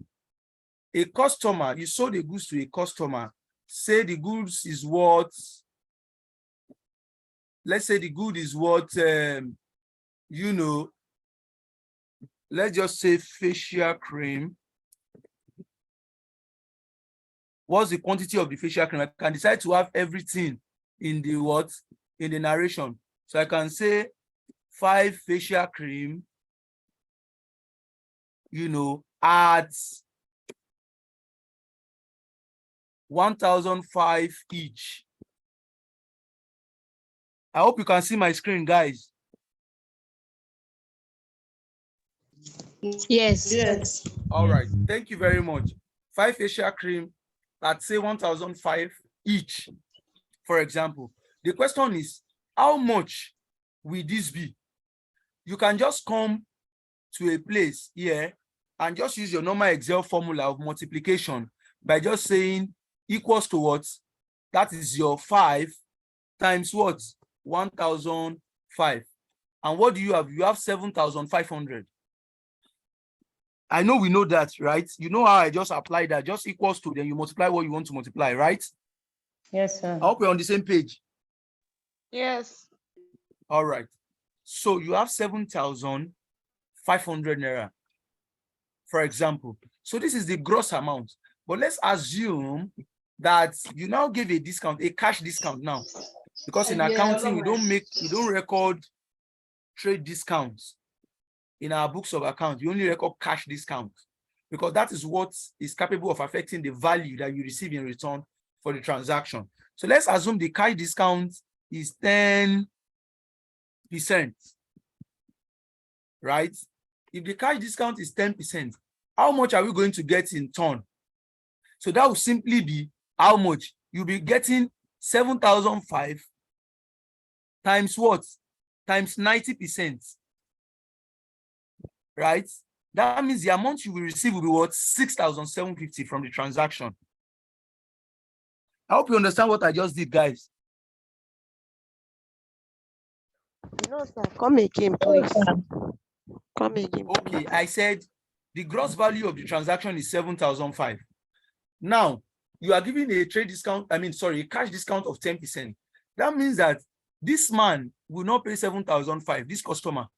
The customer will pay 90% of this. How do I mean? You have given 10% off. That means the customer will not pay 10% of 7,005 is 750 naira. Do you agree? Yes. Or let me do it this way, in a way that you guys will understand. Let me say don't let me leave a column for discount. Let me just say at 10% discount. So instead of having the discount here as 10%, I would rather have it as a column for the gross amount of the discount. Now, how do you get 10% of 7,005? 10% of 7,005 is what, everybody? 750 naira, right? 750 naira. Or let me do something. Since to make it explanatory for you guys, sorry. Let me do something to make it explanatory for you guys. Let me use the word, I'm just doing this for teaching purpose. Amount. Or let me use the word gross amount.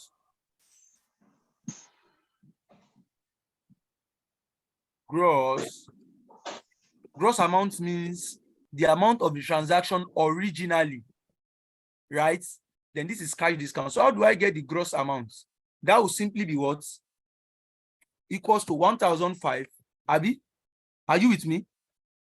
Times how many units? 5. Enter. What do I have? 7,005. What is the discount for 10%? Discount for 10% will obviously be what? Don't disturb yourself. 10% is what? 0.10, right? So I can say 0.10, or let me just say 10%. 750. Right? Sorry, that's an error. Equals to 10% of this amount. So what will I say? I will say 0.1. That is 10%, right? We all agree to that. Times how much now? 7,005. This cell, I will not bother writing. I will just come and pick this cell. So that means it's going to multiply the two to get the amount we are giving at discount. So what's the amount we are giving at discount? I'm coming. In percentage. Okay. Equals to, let me just use the 10% directly. Okay, decimal please. I'm coming, please, guys. Percentage. So can you see my screen now? Can you see it? So we have 750, right? Hello, are you guys following me? Yes, Yes. sir. All right. So how do I get the balance now? I want to just use strictly Excel formula so that it will be very, very easy. So I'll just come here, I'll say equals to, I want to subtract this, right? Minus this. Abi? So what do I have? I still have 6,750.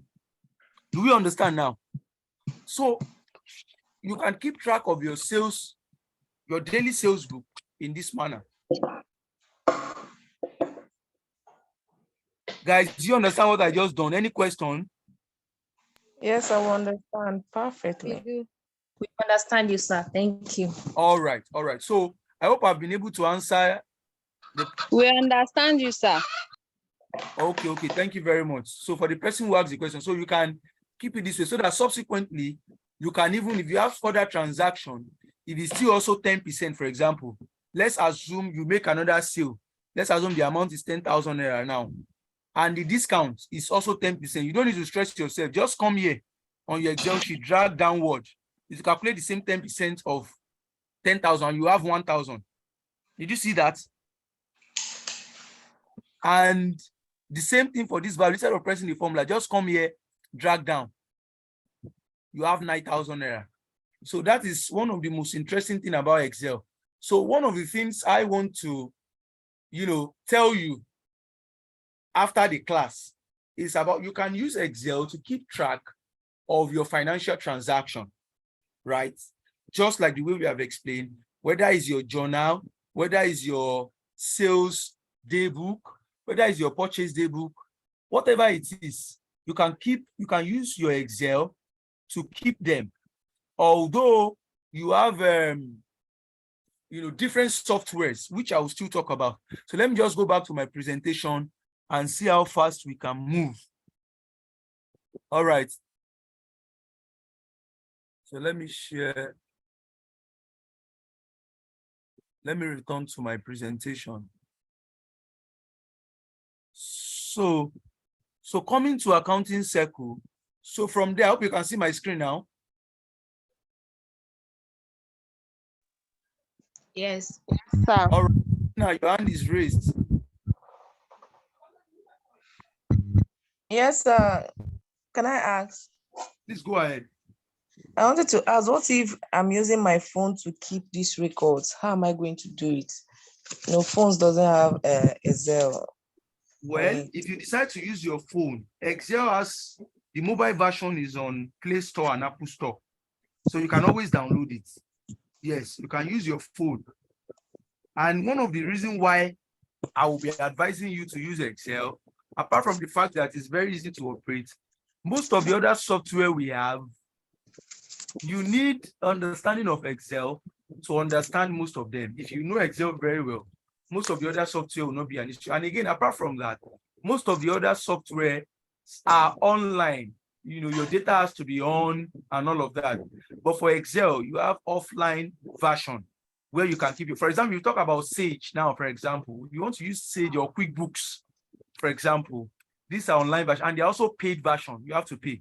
But Excel, you still have the free version, right? And it's also offline. So you can make use of that to keep your record. Then maybe as your business expands and you want to be, doing some accounting manipulation, then you can go ahead to start considering those other software. So for you, for now, I will advise that you make use of Excel for so many things. You can download it. It's very easy to use, and you don't need to be online, to record your transactions. So can I continue quickly? Because I've said most of the things I have in my other slides, while answering your questions. But can I continue quickly, and let's see how we can pull this through? Yes. So let's continue. So accounting circle, like I said. So from your journals, it now goes to your ledger. Your ledger is your book of accounts. Like this one we did was sales day book. You now, after the end of everything, you now calculate the total of your day. Let me assume you want to always transfer your sales to your sales account every month. That means the one I did on Excel sheet now, if you record everything for the month of March, you now get the total. Say the total of your sales at the end of March is now 1 million naira.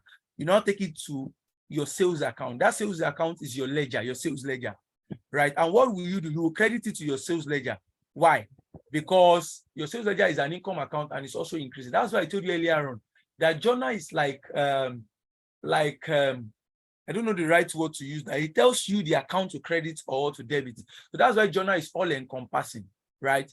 So from the onset, to journal would have shown you that okay, your sales account should be credited, right? So at the end of the day, what I'm saying is at the end of the month, anytime you decide, somebody is writing on the screen, anytime you decide to compile your sales record and carry the total to your books of account. Maybe it's every month, maybe it's every week, maybe it's every year. You just carry the total in your sales book, take it to your sales account, right? Then from your sales account and all that other transactions like your purchases and everything, you now go to your, that's your ledger. Then from there, you go to trial balance to test your arithmetic accuracy. Then from trial balance majorly or your general ledger, you now go through your financial statement. So your financial statement is like the end products. And your financial statement, that's where you're now talking about things like your income statements. I hope you guys can see my screen. Your income statement. Your income statement is like your profit or loss. It shows the financial performance of an organization. We want to know your net profit. What profit did you make for the year? So if you're talking about your net profit, you have the other comprehensive income, and we can see at a glance the profit you have made. You have recorded your sale, you have recorded your purchases, you have recorded all your expenses, you have recorded your income. So what is the profit of the organization? That's what the profit or loss is about. I prefer to use income statements because now, according to IFRS, like I said, it's called income statement or statement of profit or loss instead of saying profit and loss account. For some of you who have done accounting, maybe in high school days and all of that. So income statement shows the profitability of your company. If somebody asks you, what is your profit for the year? What they expect you to show is your income statement, right? Which will show your revenue, your sales and the likes, your cost of sales, your gross profits, other expenses you have subtracted, your net profits, add other income, then you now tell them what your profit for the year is. So they're asking for your income statement. And the next one is statement of financial position, also or traditionally known as balance sheet. So that one shows the state of affairs of the organization, the financial health of the organization. Income statement can be prepared over a period of time, like say income statement for the year ended. But statement of financial position balance sheet is prepared as at a particular date. So you can prepare balance sheet as at today. You can prepare another one as at tomorrow. So we are saying as at today, this is the state of affairs of the organization. And how do you show, what are you expected to show on your statement of financial position? You show your assets, it shows your liability, it shows your equity. I repeat, your statement of financial position balance sheet is expected to show your assets, your liabilities, and your equities. And we have explained the meaning of that in previous classes. So we also have the statement of cash flow, like I told you. So cash flow shows the liquidity of the business, right? Like it shows the cash and cash equivalent, the movement of money. Not now, when you're talking about cash flow, you don't add debts or the amount people are owing you. You're only talking about the amount you have received, that you are sure that you have received, that you have in your hand, and the amount that you have paid while you are trying to buy something, not things that you bought on credit. But cash flow deals with the actual movement of cash. So I paid this amount of money, I received this amount of money. So that will be showed in your statement of cash flow. That's why it shows the liquidity of the business, like how the business can turn its assets to cash to meet its short-term obligation. Yes, to be able to meet the demands of your operation. So we talk about statement of cash flow, right? In accordance with IAS 7. But however, this one I'm giving you is just a general purpose financial report that is expected of a company, right? Or a business operating on a larger scale. The next one is statement of changes in equity. I've said that earlier on. We also want to track how the investments by owners of the business, how it has changed over time. Maybe we issued more shares to the public to subscribe, for example, during the year. If you do that in a way, it's going to increase our equity. Or maybe during the year, we discover that because of, maybe the director just made a decision to say, okay, we want to appreciate our investors. Let's take part of our reserves to give us interim dividend. That's why if you go online and get some financial reports of some company, you see something like interim dividend, and you see something like final dividend. Final dividend is what is paid at the financial year end, right? While interim dividend is what is paid during the year. So the organization can decide, your business can decide to say, I want to appreciate our investors. Let's pay them a dividend within the year, right? In that case, it's going to affect the position of the equity of the organization, right? The investment in the organization, for example, your reserve would have reduced. And when it's reduced, what happens to your total equity to your shareholders fund? It will also reduce. Then the last but not the least is the note to the financial statement or disclosure. If you see a financial statement, like I said, I would have shared my screen for you to see, but I don't want to overflow that. So you can go ahead, download the annual report of public companies. They're online. MTN, Nestle, Seplat, named any company that is quoted on the Nigerian Exchange Limited, the Nigerian Stock Exchange, right? You have the annual report online. So you can go through it and see what it looks like. And the note to the financials. So the notes tells us about every other things that we need to know about that particular financial year end, amongst other things. So quickly, let me ask you, somebody is writing on my screen. Who is that person? Please stop writing on the screen. Thank you. So class discussion quickly. I won't take much time on this. Who can tell me the difference between profitability and liquidity? Now, what I told you in the last slide was that statement of income shows the profitability of the company, how profitable they are. Now, statement of cash flow shows the liquidity of the business. Now, let me even restructure my question. Now, my question is, out of profitability and liquidity, which one is advisable for a company? Which one would you advise a company to have? Boluwatife, stop drawing on the screen. Boluwatife, stop writing on the screen. Thank you. Okay, 2 people raised their hand.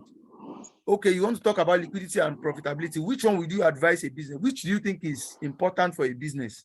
So you have the floor. One of you go first. Okay, sir. Mine is not the response to your question.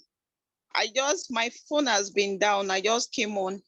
The general purpose financial reports, the screen, I want to complete what you have on. Okay, no problem. So you can take a screenshot of it quickly. So does anyone want to contribute to out of liquidity and profitability? Which one do you think organization? Okay, somebody in the chat box, Ismaila, said profitability.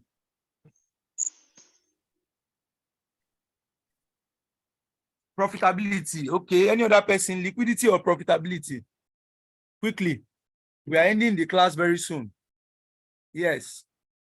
When a company is highly liquid and solvent, it becomes less coming. It becomes, I'm trying to read, it becomes less profitable as the fund needed for growth and asset of the company are tied and idle. It cannot be profitable. Therefore, a company aiming to be profitable must take some risk to be less liquid in nature. Okay. Someone said liquidity, profitability. Those of you saying liquidity, why are you saying liquidity? Are you telling me that a business need not to be profitable? It should just be liquid. Is that what you are telling me? Can I have one person to mute and expatiate or explain further on what you mean by the company has to be liquid and not necessarily profitable? Those of you saying liquidity. You have the floor. My something, I actually said liquidity.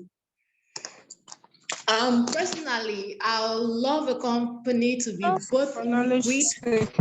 Hello, can you hear me? Somebody is talking already. Just allow the person. You speak after the person. Thank you. Please go ahead. Personally, I love the company to be both liquid and profitable. Now, a company may be profitable, but may not necessarily have the cash flow. For instance, maybe they may be selling stuff at double the price and all that, but they have very low revenue and they may not be able to sustain the business for a while. However, if the company is liquid, that means there is enough cash flow to sustain the business. And the best is if it is both liquid and profitable, then the business will be able to be sustained over time. All right. Thank you very much. Your position is that the business should be both liquid and profitable. Yes. The second person, please, quickly.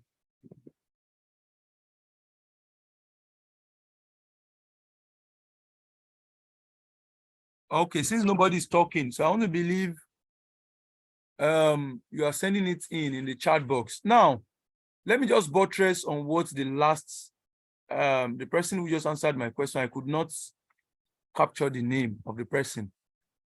Now, Lydia Thompson. what do you call the name? Lydia Thompson. Okay, Thompson. All right. Thank you. So, like you have said, it's advisable that you can say that the company should be both profitable and liquid. Yes. But when you say profitability, what do we mean? Generally, when investors wants to make decisions, I mean investment decision in most cases about a company, one of the most consulted figure in the financial report is the profit or how profitable the organization has been over the years. I have to be very, very honest with you. But however, liquidity is also very important. And I can tell you that if you look at financial analysts who analyzed companies' report critically, which I can say for a fact, because it's what I have done before, right? We also look at liquidity of the company. Like Thompson rightly said, the liquidity of a company is very important because how far a company will go is not dependent alone on the profitability of the company, but on the liquidity of the company. Liquidity is talking about how quick can the organization have cash to meet its day-to-day operation or activity, right? To also meet even its debt obligation.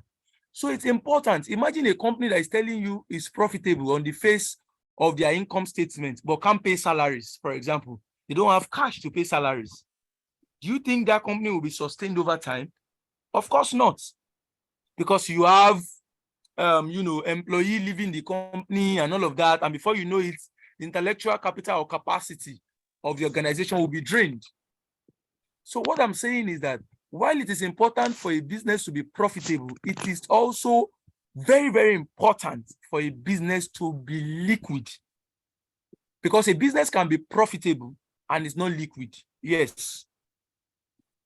And over time, there have been studies on this. When companies will come and show on the face of their income statement that our profit for this year is 5 billion naira. But give the company just a doubt of time. In like 4 years, the company will start having some financial issue. In like 4 years or 3 years, you hear, oh, the company is considering a takeover from another company. Okay, the company is considering divestment, selling off a section of the business. Or do you understand what I'm saying? So it's important. Company can be profitable, but it's more important for company to be liquid. And you know why sometimes profitability does not equate to liquidity? Sometimes it's because there is a concept in accounting known as realization concept. And the concept says that revenue are recognized when they are earned and not necessarily when they are received. And expenses, item of expenses or expenditure, are also recognized when they are incurred and not necessarily when they are paid for. So if most companies, commercial entity, use that accounting concept very, very well, that means that if you see a financial statement, income statement showing a revenue, for example, sales of maybe 100 billion naira, in actual sense, the cash or the cash sales from those total sales might just be from 100 billion, it can just be maybe 2 billion. The remaining 98 billion might be on credit. But realization concept provides that the company can still recognize that sales as revenue, even though they've not received the money. I don't know if you understand what I'm saying. And that revenue will constitute part of the profits that would have been declared on the face of the financial statement, income statement in this case, right? While about 98 billion naira have not been received in cash by the organization. So what we are trying to say is that, why we emphasize profitability is also very much important that the company should be liquid. So as a business, as you are trying to have a business or you have a business already, as you are trying to be profitable, also try your best to make sure that your company, your business is also liquid, right? is also liquid. It's important because even in financial statement analysis, one of the analysis is liquidity ratio. And what are the things we calculate in the liquidity ratio? We check your cash ratio. We check your current ratio. We check your asset test ratio. And these are the ratio that has industry average. So we want to check it to the industry average to see the level at which you can meet your short-term debt obligation or the propensity that you'll be able to meet, the expenses required to run the business. So it's important that as you are aiming at being profitable, you should also try as much as possible to make sure that your business is liquid. Are we good? Please, I have a question. You have a question. Okay, quickly. We will end this class by 1:30. Please, Thelma, is that fine? We are talking about this profitability and liquidity. What really brings about the liquidity? Because this liquidity we are talking about is the funds that is available, right? Yes. But it's from the profitability you get to save for this liquidity we are talking about. So which comes before which? Is it not the profitability that comes before the liquidity? So why is the liquidity more important than the profitability? Okay. Thank you very much for your question. Let me start by saying that you don't say profitability comes before liquidity, right? Although I would not have known what you meant by that. Now, going to your question, what I said, right? Let me just recap what I said. I said that a company can be profitable, but it's important that the business be liquid. And I explained by giving you examples and talking about firms who, though, are showing how profitable they are on the face of their financial statement, their income statement in particular. But give them a test of time. In like 4 years, you discover that a company, in fact, I have seen a company personally, a business now, a medium-scale enterprise, that as of the year preceding the year the business liquidated, they were still recording a good amount as profits on their financial statements. So I'm speaking also from my experience, right? And it's also universally acceptable as in analysis of financial statement, that is better for a company to be more liquid, or maybe I should put it this way, companies should put more energy in their liquidity, the same energy they are channeling to be profitable, in also being liquid. Do you understand what I'm saying? Because liquidity is at the heart of the operation. And I gave an example. You say you are profitable as a business. In like 4 months, you don't have cash, which is under liquidity, right? You don't have cash to even pay salaries. You are owing salaries. What do you think will happen to your staff? What happens to the staff?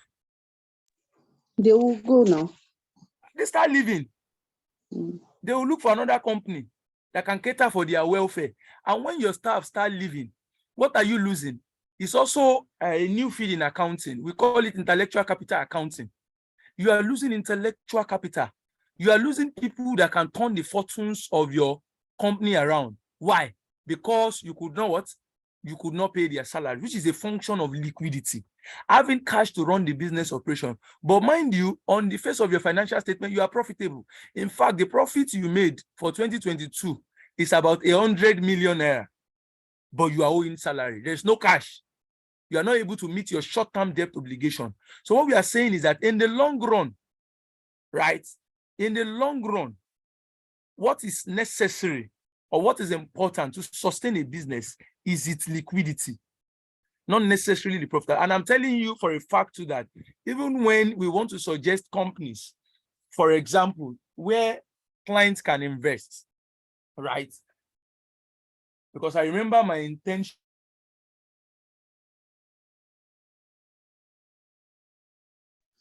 and you want to advise the clients on what to invest on, because they will come to you. Can you hear me? Yes. All Yes, we right. can hear you. Because they will come to you and tell you, oh, this is what I intend to achieve. That's their investment goal in like 4 or 5 years. So one of the things we consider to even advise them on what to invest the money on, or maybe you want to buy shares, for example, one of the things we consider in our analysis is the long-term sustainers of the business, the going concern, right?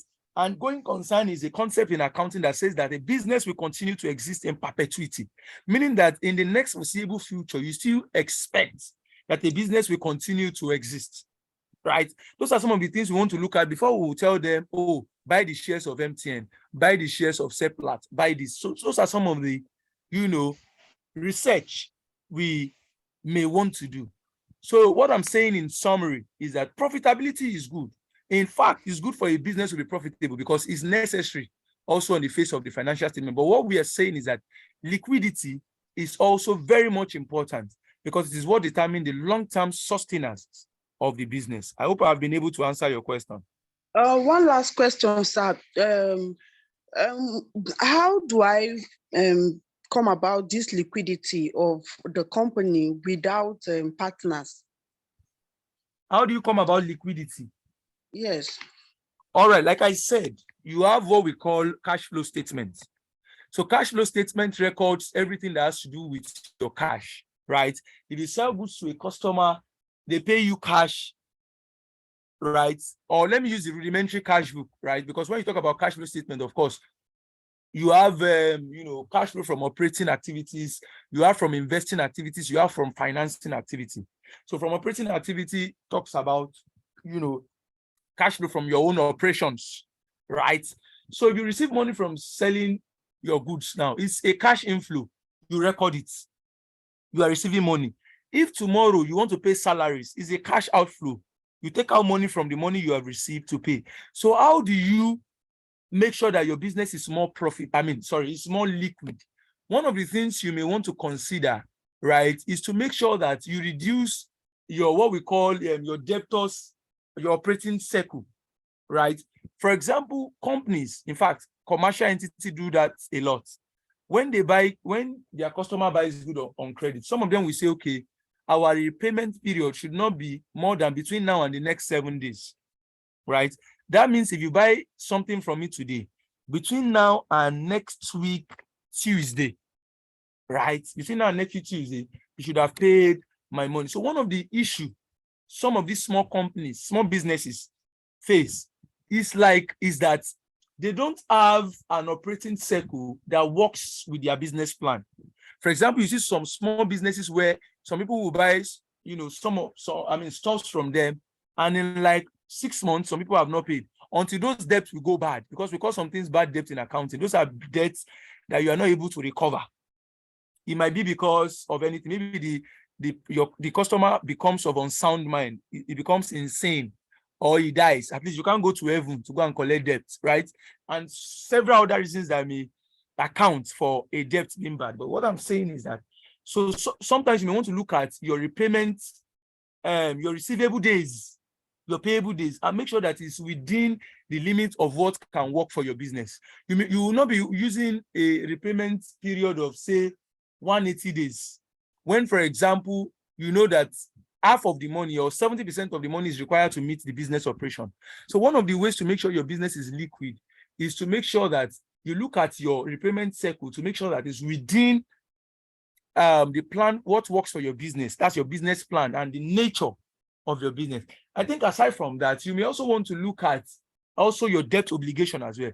Because another problem small business have is that they have debts that outweighs, their capital.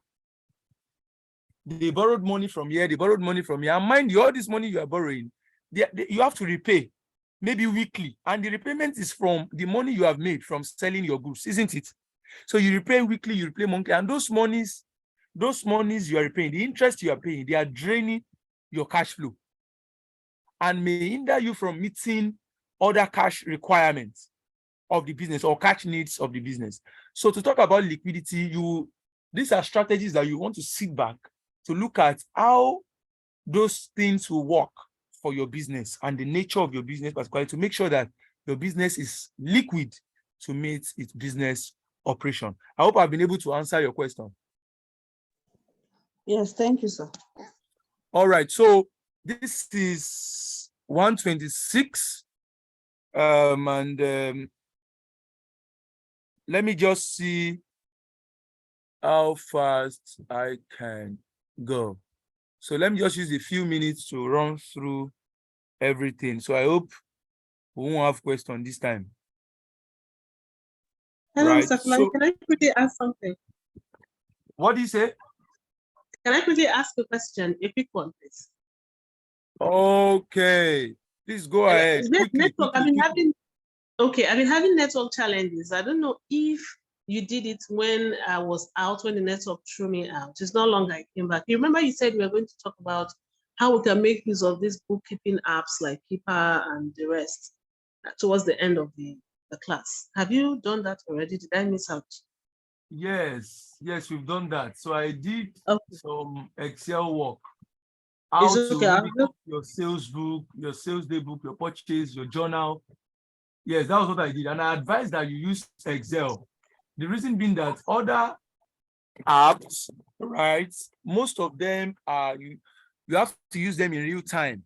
Your data has to be on, right? Like Sage, like Xero, like QuickBooks, amongst others. Your data has to be on. But Excel, not only do you need Excel to record your transaction, someone even asks, you can download it on your phone. Yes, and keep track of your transaction right from your phone, right? So you can use it to record. But what I will do is that maybe after this class also, I will share with the administrator the little thing we did on Excel, and you may want to check them. I would have gone through it again, but now we don't have all the time. Those of you that are writing on my screen, thank you very much. Well done. So is that okay? Yes, it's okay. I'll check through the class records. Yes. Thank you. I think that will work. So Yes, sir. Thank you. what did you say?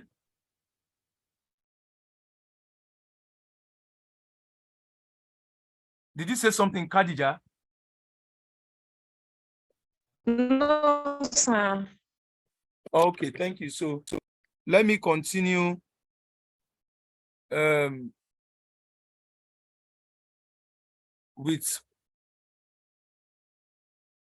So please hold on.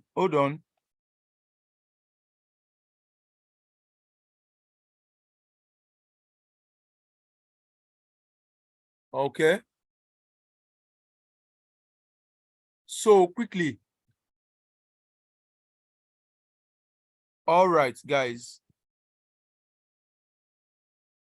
Okay, so profitability, like I said, and liquidity. So let's run quickly because I've discussed almost everything. So software you can explore. Microsoft Excel, we've talked about the quick ebooks, QuickBooks, Sage, Xero is also there, Keepers, amongst others. But you can use Excel. But then basic regulation, like I said, Company and Alien Matters Act, I've overemphasized this while teaching. Finance Act 2022 as amended, right? Companies Income Tax Act, CITA, Personal Income Tax Act. Yes, then general tips to help your business. This is where we end the general tips to help your business. So this can help your business to stay afloat of collapse. It's not just enough to keep proper books and do all those things. There are still some other things too. You need to some other tips that can help you, which I outline here, which I will talk about very quickly, not very detailed, but quickly. Understand the peculiarity of your customer. Yes, all of you writing on this screen, can you please stop that? Thelma, is there a way you can stop anyone from writing on this screen? I can't stop anyone from annotating. You can do that because you're the one sharing the screen, actually. But you'd have to stop sharing to share again. That's the only way you can do it. So when you share, there's like, a 3 button at the side. You'd see it and just click on it to tell you annotate it. Annotation, stop everywhere from annotating. All right. We are adults. Please stop writing on the screen. I wouldn't like to maybe stop sharing and sharing again because of time. So understand the peculiarity of your customer. Yes, these are some of the tips. Before you go into any business, do what we call an analysis of your environment, of your target market, right? Like we said, business is an exchange. So you may want to understand the peculiarities of your customers, what they need, because any business you see out there is out there to make sure that their customers are satisfied. You know, the satisfaction of the customer should be at the core of what we do in any business. So you have to understand the peculiarities of your customers, right? You can have 100, customers, and, you can divide them into segments depending on their needs and their peculiarities, right? Do you understand what I'm saying? So it's important to understand the peculiarities of your customers, right? Some may buy whatever you sell and pay immediately. Some may buy and say we'll pay in the next 3 days. That's just an example. You have to understand their peculiarity and factor them into your business operation to make sure that you are able to deliver maximally to your customer. So the next thing is to separate business resources from personal. Yes, this is common in Africa, right? When we start business, especially when it's a one-man business, we usually believe, well, any money that comes into my business and my money is the same thing. You understand? I remember even while growing up, the businesses I've seen, even from our parents and all, when you want to buy anything, biscuits, they will dip their hand into their business resources. The money they've made, they'll give you, go and buy biscuits. If visitors come, they also entertain them. That's one of the things you may want to stay away from, right? If you want your business to be sustained over time, learn to separate your business sources from personal. If you must use from your business resources, then record it as drawings in your book of accounts and record it as though you will be returning it. So separate business resources from personal resources is very, very important, right? And I'm also sure that even when you want to register your business with Corporate Affairs Commission, for example, one of the requirements is the, I think, bank account for the business, which must reflect the name of the business, but then you still have access to it yourself. So one of the things you want to do is to separate your business resources from personal resources. Next, ensure all funds are accounted for, particularly cash. I've said that before, right? Particularly cash. In auditing, generally, one of the things we audit more is cash. Do you know why? I said it earlier on, because cash is the only asset that can easily disappear with or without traces. So you may want to make sure that all funds are accounted for. Every penny, every 1 naira should be accounted for. And I said this, all these things to, becomes a requirement, even when you want to secure grants and proposal. I mean, you want to make a proposal to maybe investors and all of that. So it's very, very important. It's very, very important, right? I remember a particular time, maybe about 5 years ago, I attended one seminar by Piggyverse, for example, where I'm not sure if they still do it, but it's possible they still do it, right? And they will tell people who have great ideas, business ideas, to come and pitch their business idea. And the first position gets a grant of, about 5 years ago, I think 5 million naira. Also second position, maybe 3 million naira and all of that. So all these things are part of the requirements. You want to tell them about what your business is. You cannot present a business proposal without talking about figures, about what your revenue is. Or if you want to get a grant, about how you have spent previous revenue amongst others. So it's important that all funds are accounted for. Then the next is you make provisions for tax and put deadline in mind. Yes, for companies it's 6 months. Yes, tax can now be paid online. Yes, tax can be paid online. Once you get your tax identification number, you go to FIRS website, you can pay tax online. Even personal income tax to your LIRS. For example, those staying in Lagos, you can pay online. You understand? So make provision for tax too. These are some of the tips that will help your business. Next, keep track of your expenses. Yes, ensure your expenses you keep track of them, they are recorded. And also, in keeping track of them, you also give a narration that even after months, when you see that expenses, you can still recollect why you incur that expenses. So it's important keep track of your expenses. Then maintain daily record like your sales book. We've talked about that. Next, have an easy payments method. Yes, as a business too, you may consider having an easy payment method as well. You don't want to have a payment method that will be difficult for your customers to pay, right? So try as much as possible to also work on your payment method, the bank accounts, where they can pay whatever the amount or the money for your sales or whatever thing they buy from you. So you want to provide everything to make sure it's very easy.